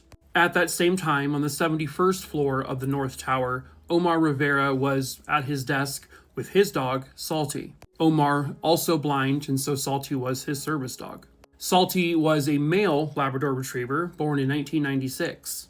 And then the crash. Roselle immediately sprung into action. Mychal, who had familiarized himself with the building and the layout so he can feel around and whatnot, still relied on Roselle to lead him to safety. And that is exactly what she did. It was said that Roselle very calmly took Mychal to Stairwell B. She calmly led him through the smoke and all of the chaos, people running and screaming, the fires. With all that chaos, Roselle was also a dog who was afraid of thunder, as a lot of dogs are. But the sound of that plane hitting, for some reason, it just put Roselle right into action. Now, Mychal would use hand signals with Roselle, but because of the smoke and everything going on, he wasn't sure if she was going to be able to see those hand signals, so he just said the word forward, and that's it. And she took him right to the stairwell, but not just him. Because of her, 30 other people would follow the dog and Mychal to the stairwell. There's a story of a woman who was in that little group of 30 who was absolutely, obviously, and understandably hysterical. Roselle stopped for a moment and she gave the panicked woman kisses, licks, to help her, to calm her down, and it worked. And then Roselle led them all to safety. With all the fire, with all the chaos, with all the madness, the smoke, Roselle led them down 1,463 steps, and she saved the life of not only Mychal, but of at least 30 other people. Meanwhile, down on the 71st floor, Salty also sprung into action. He zigged and he zagged, and he brought Omar to safety. At one point, a fellow office worker there tried to grab Salty's leash, not for anything nefarious, but to help get the dog out. And so this person took the leash away from Omar, and at that exact moment, Salty said no. Salty wouldn't move. Salty wouldn't budge, because he knew he needed to save Omar. There was even a point where Omar, fearing for his own safety and his own life, tried to have Salty leave him and get, Salty to safety. But Salty again said, No. Salty was an incredibly loyal animal. And they were on a time crunch because, well, they didn't know what was about to happen. But this is at a point now where the second tower that was hit, it had already collapsed, even though his building was the first one that was hit. And so by the time this all happens, they get out of the building. Salty and Omar and several other people that Salty also helped lead out of the building down the stairs. They got about 3 or 4 blocks away from the North Tower. And then, as we all know, history. The building came tumbling down and taking anyone in it and turning them into pulverized dust. This is a story that to me proves that dogs truly are man's best friend. These are 2 animals who didn't really they didn't understand what was going on. They had no idea, but they knew there was danger. They knew there was something wrong and that they had to take their loved one out of that building and get them to safety. And they both sprung into action and they did it, and saving dozens of other people in the process. This is, again, another story from 9/11 that I had never heard before. And as someone who is, as you all know, a massive dog lover, we have a lot, despite all of the absolute carnage, despite all the horrors of that day, there were some glimmers of hope, and these 2 wonderful dogs were heroes. Salty would live for 7 more years, and in 2008, he passed away. Roselle would live for 10 more years and passed away in 2011. Salty was posthumously awarded the Dickin Medal Partners in Courage Award. Roselle was posthumously honored with the Dickin Medal American Hero Dog of the Year Award. Not all heroes wear capes, and not all heroes walk on 2 legs. He saved 6 lives on 9/11 with nothing more than a squeegee. This is another 9/11 story, and this is the story of Jean Demscher. Viewer discretion is advised. Jean Demscher actually immigrated to the United States from Poland back in 1980. Soon after this, he got a job at the World Trade Center. His job was to clean the windows in the building, and I told a story just the other night about the guy who cleaned the outside windows. Jean considered the World Trade Center buildings his second home. He was there that often. Takes a long time, of course, to clean those windows. And he was, in fact, working on the morning of 9/11, 2001. That morning began like every morning did for him. He makes a quick stop near one of the Sky Lobby breakfast bars. He has a quick breakfast and then hops aboard a service elevator. Jean was going to be going up to the 70th floor. So he gets inside the elevator with 5 other men. This is sometime around 8:45 a.m. in the North Tower. At 8:46 a.m., as he and the other 5 men are still in the elevator, American Airlines Flight 11 flies into the North Tower. Now, lucky for them, I guess you could say, the plane crashed between floors 93 and 99. But as the plane crashed, the elevator they were in began to violently shake, and then it free-falled. As it's plummeting to the ground below, one of them manages to hit the stop button, which stops the elevator very suddenly. The elevator began to fill quickly with smoke. They could hear screams coming from the people in the building. They had no idea what just happened. Not really. But as the smoke filled the elevator, they began to panic. Jean then takes his metal squeegee and he jams it into the door in order to pry the door open. But as they got the door completely open, they saw in front of them a wall with the number 50 painted on it. The elevator they were in, which actually is an express elevator, I think I said service earlier, it never was supposed to go to the 50th floor, so they know this was pretty bad. But they were in a race against time. They had to get out of this elevator somehow, some way. So Jean, thinking as quickly as he can, takes his squeegee and he takes the sharp blade end of it and he begins to beat furiously at the wall in front of them. He continues to hit it and hit it and hit it with all of his strength, and unbelievably, it's working. It's actually creating a hole in the drywall. He does this for several minutes until his hand, unfortunately, cramps and tires, and the blade of the squeegee falls. It goes right down the elevator shaft. But when this happened, they had already gotten through about 2 layers of drywall, so then he takes the actual handle portion and he begins to beat at the wall some more. Once the hole is somewhat big enough, the other men in there begin to also kind of like just beat the wall with their hands, because now it's really fragile. And so eventually they create this large enough hole, large enough for them to get out. Meanwhile, these men are still completely oblivious to what actually happened, but at this point, the other plane has crashed into the South Tower. At 9:59 a.m., the South Tower collapsed. They were still in this elevator, but they created the hole large enough, and all 6 men were able to climb out, which led into a bathroom, actually. They then found their way to the stairwell on the 50th floor, and they began to run down the stairs. They then run as fast as they can outside the building. This is now their first time seeing the absolute chaos and carnage of everything. The entire area is surrounded in this giant dust cloud, debris cloud, all from the South Tower collapsing. And they run and they run and they run. Now, they exited the building at 10:23 a.m. Just a few minutes after they exited the building at 10:28 a.m., the North Tower collapsed. They were 5 minutes away from dying. But thanks to Jean and the only tool they had at their disposal, this trusty squeegee, their lives were saved.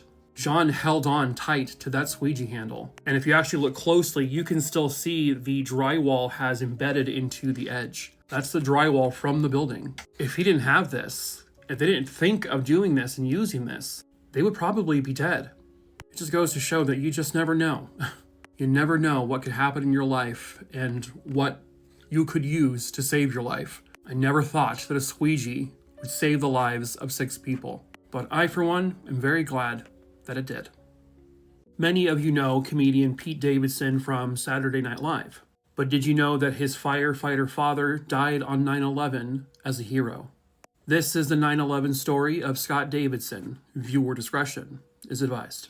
Scott Davidson was born in Brooklyn, New York, and he was born in January of 1968. But it sounds like he pretty much grew up in Staten Island. Scott, who would later go on to marry Amy, from pretty early on, he was a very athletic guy. I believe it's basketball that he excelled at the most. He then attended the College of Staten Island, where he got his bachelor's degree. And then after that, he ended up getting a teaching license, and he became a substitute teacher. But it was his passion to become a firefighter that drove him. He said it would be the greatest job to have in America. And he was doing a lot because he also was a bartender. And then in November of 1993, Amy gave birth to their first child, Pete Davidson.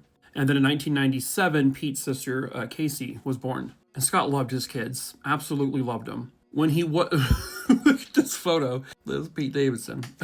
But when he wasn't out there, maybe working as a firefighter or bartending, he spent every waking moment with his kids. They were his everything, and he was such a great dad. And this is him, I think, in an image where he was playing with the kids, and you can just see how happy and joyful the kids made him. He finally became a firefighter as well. And so everything was just going really great for him and his family. So Scott was a firefighter at Ladder Company 118, which was in Brooklyn Heights. And, you know, saving people, helping people, he just loved it. But then September 11th, 2001 at 8:46 a.m., what happened.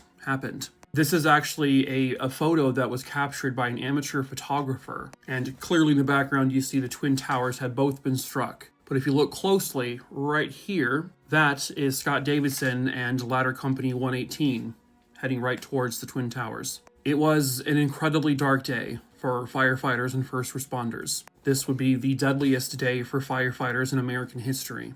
343 of them. But they were all there and all willing to help and to save people, even if it cost them their own lives. Scott Davidson was no exception. This was the Marriott World Trade Center, and as you can see, it's actually cushioned right in between the North and the South Towers. Once Ladder Company 118, and this is their truck here, once they arrived, they all got out, all 6 of them, and they ran into the thick, dense black smoke, and they were going in there to save people. And save people they did. The last thing they would ever do would go to the Marriott World Trade Center. And they were going to go in there and they were going to save and rescue as many people as humanly possible. Person after person after person. They were saving people. And what they did not know at that time was that the Marriott was just moments away from no longer existing. At that point, the South Tower already collapsed. And at 10:28 a.m., it happened to the North Tower. This is the moment it began to collapse. This is an incredibly clear photo of the North Tower collapsing onto the Marriott. And in this photo, I'm pretty sure someone had pointed out before that you can actually see one or two actual people, but I can't find them now. And I don't really think I want to. This was the Marriott afterwards. It basically got sliced in half. And unfortunately, in the building, because they were all still trying to get people out of there, was Scott Davidson and the rest of Ladder 118. When the tower collapsed on the Marriott and essentially crushed it, inside were Vernon Cherry, Leon Smith, Robert Reagan, Pete Vega, Joey Agnello, and Scott Davidson. All 6 of them lost their lives when the tower fell on the Marriott. This is the remnants of 118. Sadly, they were all buried underneath the rubble. And like that, this happy family, suddenly they were thrust into tragedy. The kids had to grow up without their dad.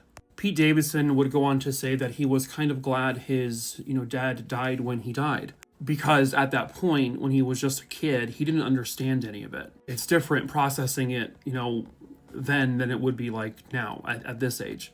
And of course, Pete, as he got older, he struggled. There was depression and he attempted, to take his life. But he found stand-up comedy, and he found that was like one of the best ways to cope with tragedy, with depression, with sadness. You'll see a lot of comedians, the majority of them have had some sort of trauma in their past. Pete Davidson also did this so that he could help support his mom. His successful stand-up career would segue into becoming a cast member on Saturday Night Live, I think around 2014 or so. And from that, his career just got better.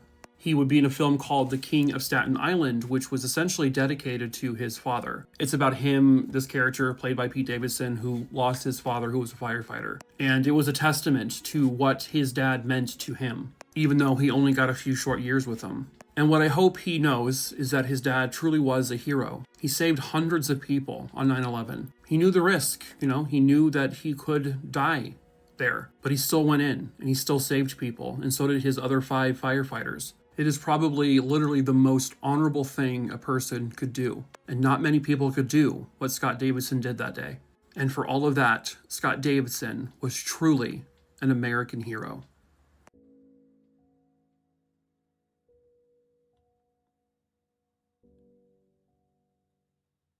So I've been posting a lot of 9/11 content over on my main page.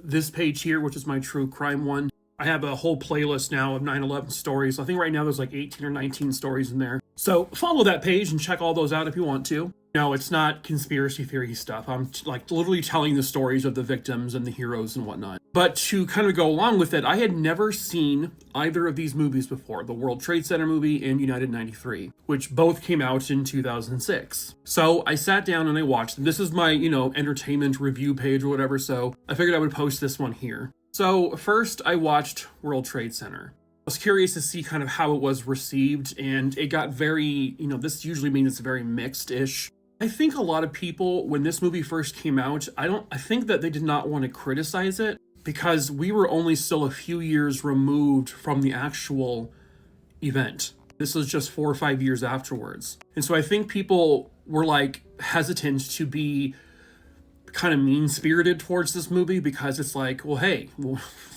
it's about 9/11, you gotta like it. I gotta be honest with you, I hated this movie. It was one of the cheesiest and silliest things I have ever seen. I appreciate the approach. It was really to kind of talk about the actual first responders and whatnot. I like that aspect of it, but it was just so corny. It felt cartoony. It didn't feel... Maggie Gyllenhaal, I wanted to rip my eyes out. I couldn't stand her. Couldn't stand Nicolas Cage. Maria Bello, right? That's who that is. These people were trying to put on these accents, and it was just so bad. The only person I liked in this movie actor-wise was Michael Pena. I thought he was delightful. This was still pretty early in his career. If, what they don't do in this movie, they pretty much launch you right into everything. They don't show any recreations of the planes hitting. You really don't see any of the terrible stuff that happened that day. They don't really give you the visual of it. Like a shot here or there, but They're going to make a movie about one of the greatest tragedies in American history. Go for it. Don't sugarcoat it. Show us what happened. And if you can't do that, perhaps it was not the time to make this movie. The story is incredible, by the way, in terms of they're portraying two very real people who were buried under the rubble of both buildings, and both ended up surviving and being rescued. I don't know. It was such a horrible, dark day, right? And I don't know, to me, it just felt lighthearted, I'm not even sure that makes sense. I didn't like it. Sorry if you liked it. I couldn't stand it. So then I watched United 93. My God, I gotta tell you, polar fucking opposites here. So this one isn't just about the people aboard United 93, which eventually went down in the field when the passengers basically took over and the plane crashed. Or to you conspiracy theories out there was no plane, or there was just one person flying the plane, it was an actor, or whatever shit you guys say. It's just so stupid. Loved it. Loved this movie. It was really intense. We all knew what was going to happen, but I felt tension when watching this still. They didn't just cover the United 93. They were showing us all of the stuff that happened within the air traffic control centers, with the military, and actually a lot of the people you see in this movie who are the air traffic controllers and whatnot are the real people who did this that day. I think that's why it felt so realistic, is because the way you were seeing them act is how they actually act in real life. And then in terms of all of the story aboard the plane, what's really interesting, I was reading that, and I guess I didn't really think about it, but on the plane, you never find out any of their names. And I think that's because they wanted to put you into the situation. Like, if you're on a plane with a bunch of people, you're not going to know any of them. And so to not give us their names kind of made you feel like you were experiencing it.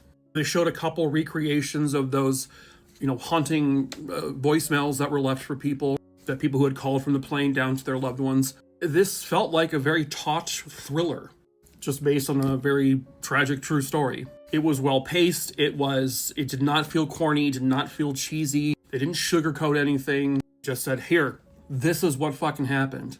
Oh, two movies that came out in the same year. It's kind of like when Deep Impact and Armageddon came out in the same year. Was it Dante's Peak and Volcano? They came out in the same year. Well, now we just have 9/11 dual movies on one year.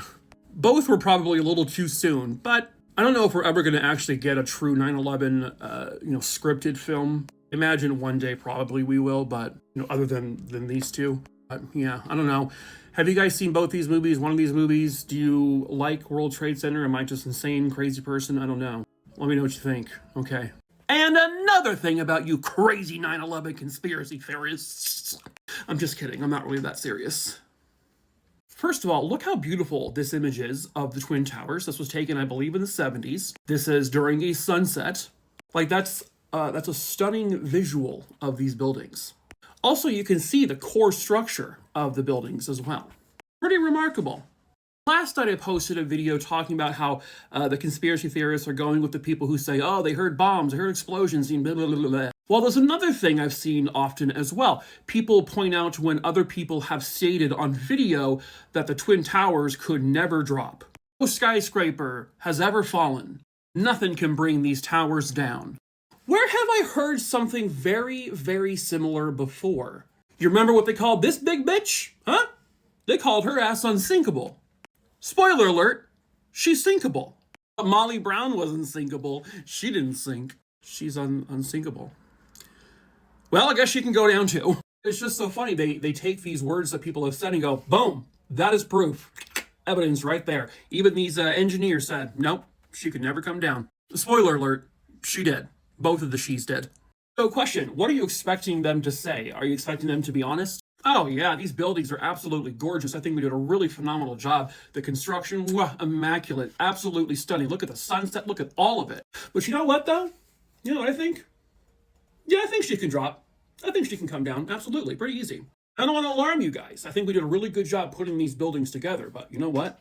Little flick, boom, they all fall. Like, is that what you're expecting them to say? Of course, they're only going to say the positive side of things, because they do fully expect these buildings to stay up. I don't think when they were saying these things like, oh yeah, they're never going to collapse. No skyscraper has ever collapsed. I don't think they were saying that with the pre-known knowledge that a couple of passenger airlines are going to fly into them at 580 miles per hour. Conspiracy theorists seem to omit that part. I swear to God, do not come on here and say, there were no planes, it's CGI. You've been fooled. Yeah, no, that's real things that people have said. Oh God, I just realized it kind of looks like a cross. Oh Jesus, here comes those conspiracies. I say that for a reason, because I saw someone comment in one of my 9/11 videos.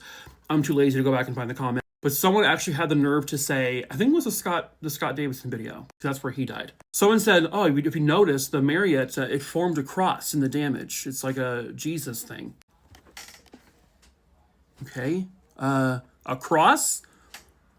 Where? Where's the cross? I see a giant gash. That's it. It almost looks like a muscle man going, or like fucking King Kong or some shit. I also see kind of like a scorpion. I don't see a cross though. So, okay. Ick. Just ick. I think you should leave. Everybody else is gone. Okay. I'll just make sure that there's nobody else coming downstairs. So, like the other day of the video I posted, continuing to go down the rabbit hole of like 9/11 stuff. And this is something else that I did not know what it was. I remember hearing it, but I never really put much thought into what the sound was. So I think this video actually comes from the 7 World Trade Center building, which also eventually collapsed. And you're going to hear a chirping sound. I think you should leave. Everybody else is gone. Okay. I'll just make sure that there's nobody else coming downstairs. I hear the top of the building fell down. Fell over on us. I don't know. I haven't been seen outside yet.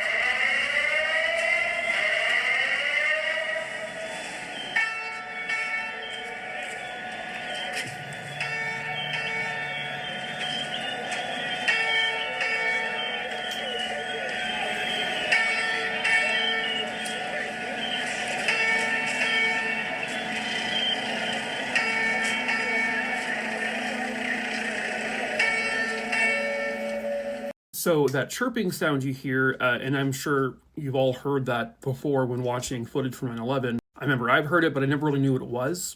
So apparently it is something called the PASS system that firefighters wear. It stands for the Personal Alert Safety System. It's described as a device worn by firefighters designed to automatically sound an alarm when a firefighter is motionless for a period, alerting others to a potential emergency or distress situation. Meaning, the chirping you are hearing is coming from the likely bodies of firefighters or firefighters who have been trapped under the rubble and can't move.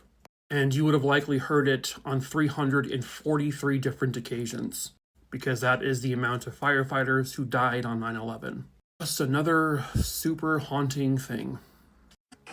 All I'm looking at is this plane, and it's getting bigger, bigger, bigger. Lord, I can't do this, you take over. And I dove under my... Imagine being face to face with the plane as it crashes into the building. This is another absolutely insane survival story from 9/11. Viewer discretion is advised. The video I show later is a recreation and it's not real TikTok, so calm down. Educational purposes only and stuff. This is Stanley Praimnath. He works on the 81st floor of 2 World Trade Center, which was the South Tower. This is a recreation of what his office looked like, and you can see, the pillars and everything. At the time that the attacks happened, he was the assistant vice president of Fuji Bank Limited. He has a wife and he has kids, and he has quite a harrowing tale. It's pretty wild, but also really freaking cool. So on that morning, September 11th, 2001, he enters the South Tower and begins his journey up to the 81st floor. At some point during that journey, he's getting a lot of calls like, hey, are you okay? What's going on? He's like, what are you talking about? He actually had no idea that at that point the North Tower had just been struck by American Airlines Flight 11. So at the time, it wasn't his building and he was in the elevator. And so, yeah, he didn't know. So Stanley gets into his office and he calls some of his colleagues like, hey, what's the plan here? What are we doing? Should we leave? And, Stanley's like, all right, we're going to evacuate because this is crazy. So he heads down to the 78th floor, which was the Sky Lobby. It was at this point where he finally came face to face with the image of the North Tower engulfed in flames. But a security guard there told Stanley, everything is fine, everything is under control, the building is secure, you can go back to your office. Stanley's like, okay. So he gets back to his office, he gets a phone call from a colleague in Chicago. The colleague says, you need to get out of that building, what are you still doing there? And it was at this moment where he witnessed one of the most insane things a person could possibly witness. This video is a recreation from a documentary. It's not real. The damage and all the stuff is not real, TikTok. Okay, again, educational purposes only. Viewer discretion is advised. Here you go. And I'm looking towards the Statue of Liberty, the direction of, with the phone in my hand. And that's when the plane caught my eyes. When this plane is bearing down on me, eye-level eye contact.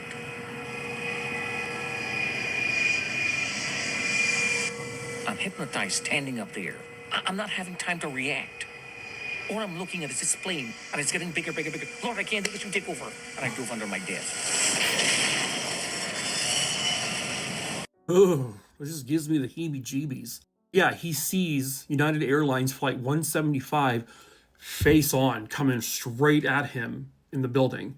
The impact zone of this plane was between floors 77 and 85. And again, Stanley was on the 81st floor.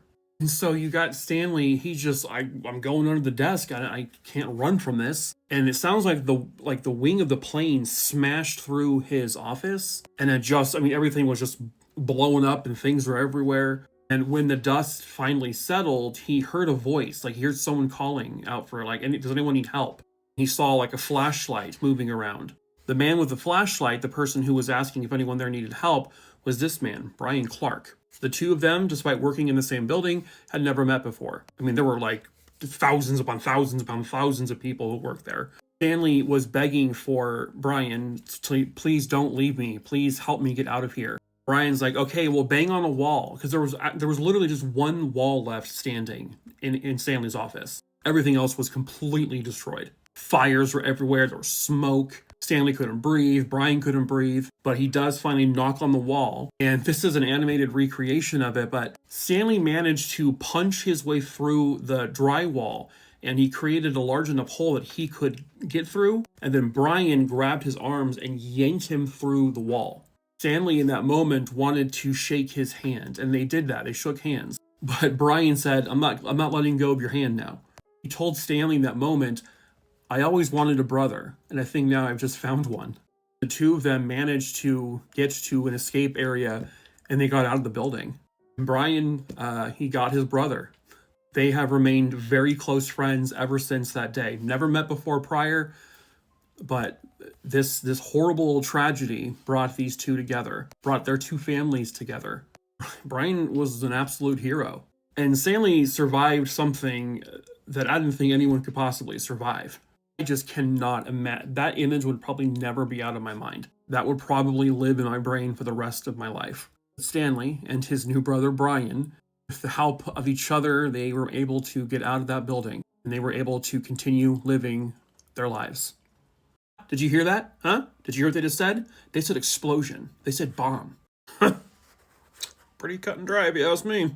When you cover a lot of 9/11 stories, you are obviously going to run into all the conspiracy theories, and I made a video about this a few days ago. But there's one thing I've been noticing a lot more lately, and I think it's because I'm diving into the comment sections on like Instagram, YouTube, Facebook, X, where the real conspiracy theory nutjobs live. So if you don't know, I'm sure you do. The main conspiracy theory is that the World Trade Center attacks was orchestrated and done by the United States government, the Bush administration, essentially as the means to justify a war. What they'll tell you is that the US government basically planted bombs throughout both towers and also 7 World Trade Center. And therefore it was a controlled demolition that brought the 3 buildings down that day. I'm not necessarily knocking that concept because unfortunately it is a realistic possibility. Again, I don't think that's what happened, but you do you. At any rate, so one thing that they like to point out every chance they get is they will find footage of people who were interviewed on the streets of New York that morning, right as this is all happening. They will find the right moment where that right person, random person, said the word, it sounded like a bomb, it sounded like an explosion. And they're going to tell you, see, they said bomb, they said explosion, they heard bombs that day. Even say things like, oh, you see that person? They wanted to say explosion, but they changed their word the last second to say something else. What? There will be interviews with people who were actually in the buildings but escaped. where those people inside the building say that they heard a bomb go off, they heard an explosion. And conspiracy theorists latch onto that and go, boom, there's your proof, that is your evidence. People who were literally in the building said they heard bombs going off, they heard explosions. I don't know about you, but I have thankfully never personally heard a passenger plane fly into a building at 580 miles per hour, but I have to imagine it probably sounds like boom! You know, the sound a bomb makes, the sound an explosion makes. You know, like this massive explosion. The people in these buildings and the people who are outside the buildings, well, they didn't really know ahead of time that they were supposed to be listening for the sound of a plane crashing into a building. So when it happens, it's going to sound like an explosion, because that's what it was, an explosion. You have jet fuel pouring into this building. It's going to create little mini explosions inside.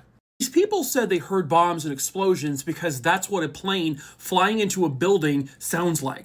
That's what it sounds like when jet fuel and all of this steel and cement, all of this shit combines and lights more fires and explodes more. That's what it sounds like. Not necessarily a controlled demolition. But when the building was falling, people said they heard explosions going off in the buildings. There it is. There's your proof. Again, these people weren't expecting a 100-story building to come collapsing down on itself. I'm pretty sure a building constructed of steel, cement, concrete, whatever, all the other materials that are involved, when it crushes on top of itself in like pancake form all the way down, do you think it sounds like pillows falling on a fucking cloud? It's gonna sound like an explosion's happening. They'll also tell you that if you look really closely when the buildings are falling, you can see little explosions going off out the windows. When in reality, what that is the air pressure. Basically, it's compressing itself and blowing out the windows as the building is collapsing. It is unfair to push your narrative by using the words of people who had no fucking idea what was going on. We all know what we think an explosion sounds like. I'm sure as shit it's going to sound like this, because it did sound like that. And a building of this height collapsing on top of itself, it's probably going to make some noises that sound kind of like kaboom, kaboom, kaboom. Like if you have genuine proof and evidence that the government did this, fine. Don't take random people's words off the street who had just fucking experienced this and use it as proof, that it's solid proof that they said they heard bombs going off, because you know goddamn well that's not what they said. That's not what they meant. They just meant that's what it sounded like. Because what else are we going to think it sounds like? A kitten being strangled? No. It's gonna, all the shit that happened that day, it's gonna sound like fucking explosions. Anyway. It makes me irritated. Run with your conspiracies, but be better at it, okay? Use better evidence. These look like ordinary cars in an ordinary parking lot, but the truth is, this is one of the most haunting photos I've ever seen. This is the story of the 9/11 vehicles. Viewer discretion is advised. We'll get back to that in just a few moments, but I was interested to see other vehicles that were damaged that day, September 11th, 2001. And for every photo that I see tragedy. I see chaos. Police vehicles just destroyed, covered in plume dust and debris. You even had subway cars affected, which I actually did not even know that. Ambulances, first responders. Each vehicle belonged to someone. Some of the destroyed first responder vehicles are actually now a part of the museum. So this is a fire truck. But because I'm just a curious person, I wondered what they did with all of the vehicles, if any of them were claimed. And I can't really find any info on if any of these cars belonged to victims within the towers or not. I mean, you had full-on buses just demolished, gone. These can look almost like a graveyard from that day. Each car representing a person, a human. Each fire truck, each ambulance and police car represents the over 400 first responders who died that day. It's just so... it's haunting to see. It's not really something you really ever thought about, or I never thought about. Like, the vehicles, what happened to all of them. So, most of the debris from the World Trade Center and the majority of the vehicles, they would go to the unfortunately named Fresh Kills landfill. And this is like some of the debris from the towers there. And a major portion of the vehicles, this became their final resting place. Who they belong to, no one knows. It's like a massive graveyard for thousands of people. It's chilling. But it's this image here that is just so incredibly haunting. So the image comes from the old Giant Stadium. They had a commuter lodge where people would park their vehicles there and head into the city on bus or subway or whatever, however else they would get there. Then obviously they come back when their work is done and they pick up the car and they leave. People would come back to this lodge, they would park their cars, go about their day, come back, pick up their car and leave. But these cars never moved. They never changed spots. No one ever comes up to them with a key, opens it, and drives it away. And sadly, it's because the people that owned these vehicles died on September 11th. They would go forever unclaimed. Not even the family members claimed them. In the vehicles, you probably found things like coffee cups, wrappers from that morning's, bagel or breakfast sandwich or muffin, maybe a newspaper, maybe a gym bag, just normal things. These vehicles capture the everyday life of a worker in New York. And it's like they are basically frozen in time, like they're time capsules. The Giants team vice president would see these cars every day as well. And he said about them, quote, "To drive past that every day, to see those cars and know those people had perished, that was just a gut-wrenching scene." To me, it's like these cars, they capture normalcy. They represent the everyday commute for a person who works in New York. The last time the owners of these vehicles were in them, there was no horror story. There was no carnage. There were no planes flying into buildings and plumes of dust just covering the entire city. This is before the 2,977 people died. You have 6 cars pictured in this photo representing 6 people, 6 families. I've been reading people commenting, about this parking lot, and it's quite remarkable how many people share the same sentiments about this photo. There's something almost positive or there's a calmness to it. This is normal life, captured forever in these cars. But eventually they had to go. It wasn't easy for them to make that call, but since no one claimed them, they had to be taken away. I assume that they were eventually brought to the landfill. I'm not 100% sure exactly what happened to them, but it is just it's a very sad image. This was ground zero. Death, sadness, tragedy. But as they began the rebuild process, they found something they never expected to find. This is what that area looks like now. This is the new One World Trade Center building. So as they are now in the building process and they are digging through tons of dirt, roughly 22 feet under the earth, the dirt there, as they're digging, they hit something kind of hard. They weren't really expecting that. And so at first they kind of dug this up. They're like, what is this? Chunks of wood? Why? Oh boy. Underneath where the North and South Towers of the World Trade Center once stood and where the new One World Trade Center now stands, they found a boat. A boat. I had never heard the story before ever until literally just today. It measured 50 feet in length, and they've been able to determine that this was an 18th century Revolutionary War era gunboat. 18th century. And all of that time, it was buried under where the Twin Towers once stood. It is so bizarre. It's insane. It's incredible. It measured out to be about 50 feet long. Because of the time crunch the construction crew was under, they basically told the archaeologists, okay, you got to start getting this thing out of here. And I believe they were able to recover somewhere around or a little over 30 feet of the boat. And ever since then, they have been very delicately handling these pieces, which also included over 1,000 artifacts, including this button, these pieces here.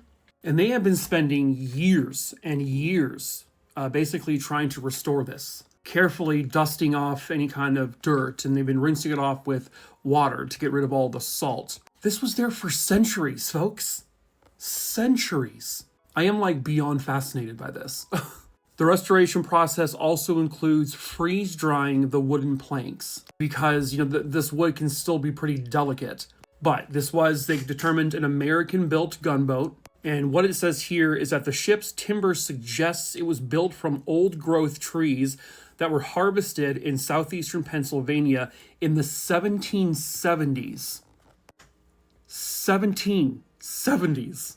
It was originally built using iron nails and fasteners, which later oxidized in the water. They also found wood-eating shipworms called teredos, which suggests the vessel had sailed through the waters of the southern Atlantic Ocean at one point. Now, the button they found, this says here that it suggests that British forces may have captured it at some point, possibly during the fall of Philadelphia in 1777. And because the number 52 is on it, researchers think that indicates it once belonged to a member of the British Army's 52nd Regiment of Foot.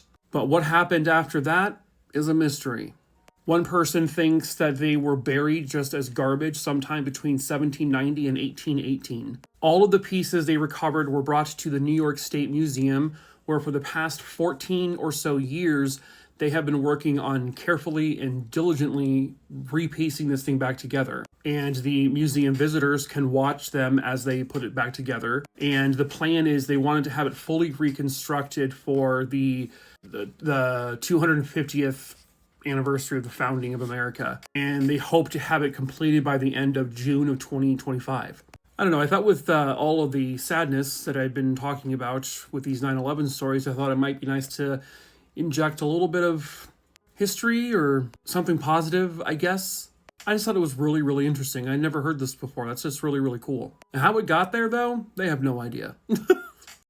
This is always so horrifying to see. Like, it never looks real, even though it is.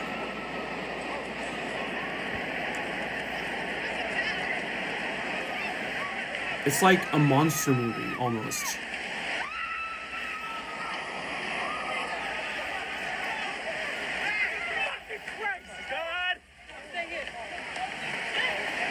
To be like running from it coming this way, but then bam, that side.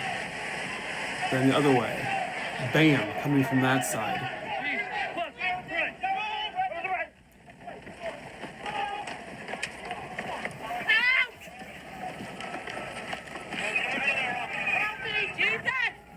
And then pitch dark.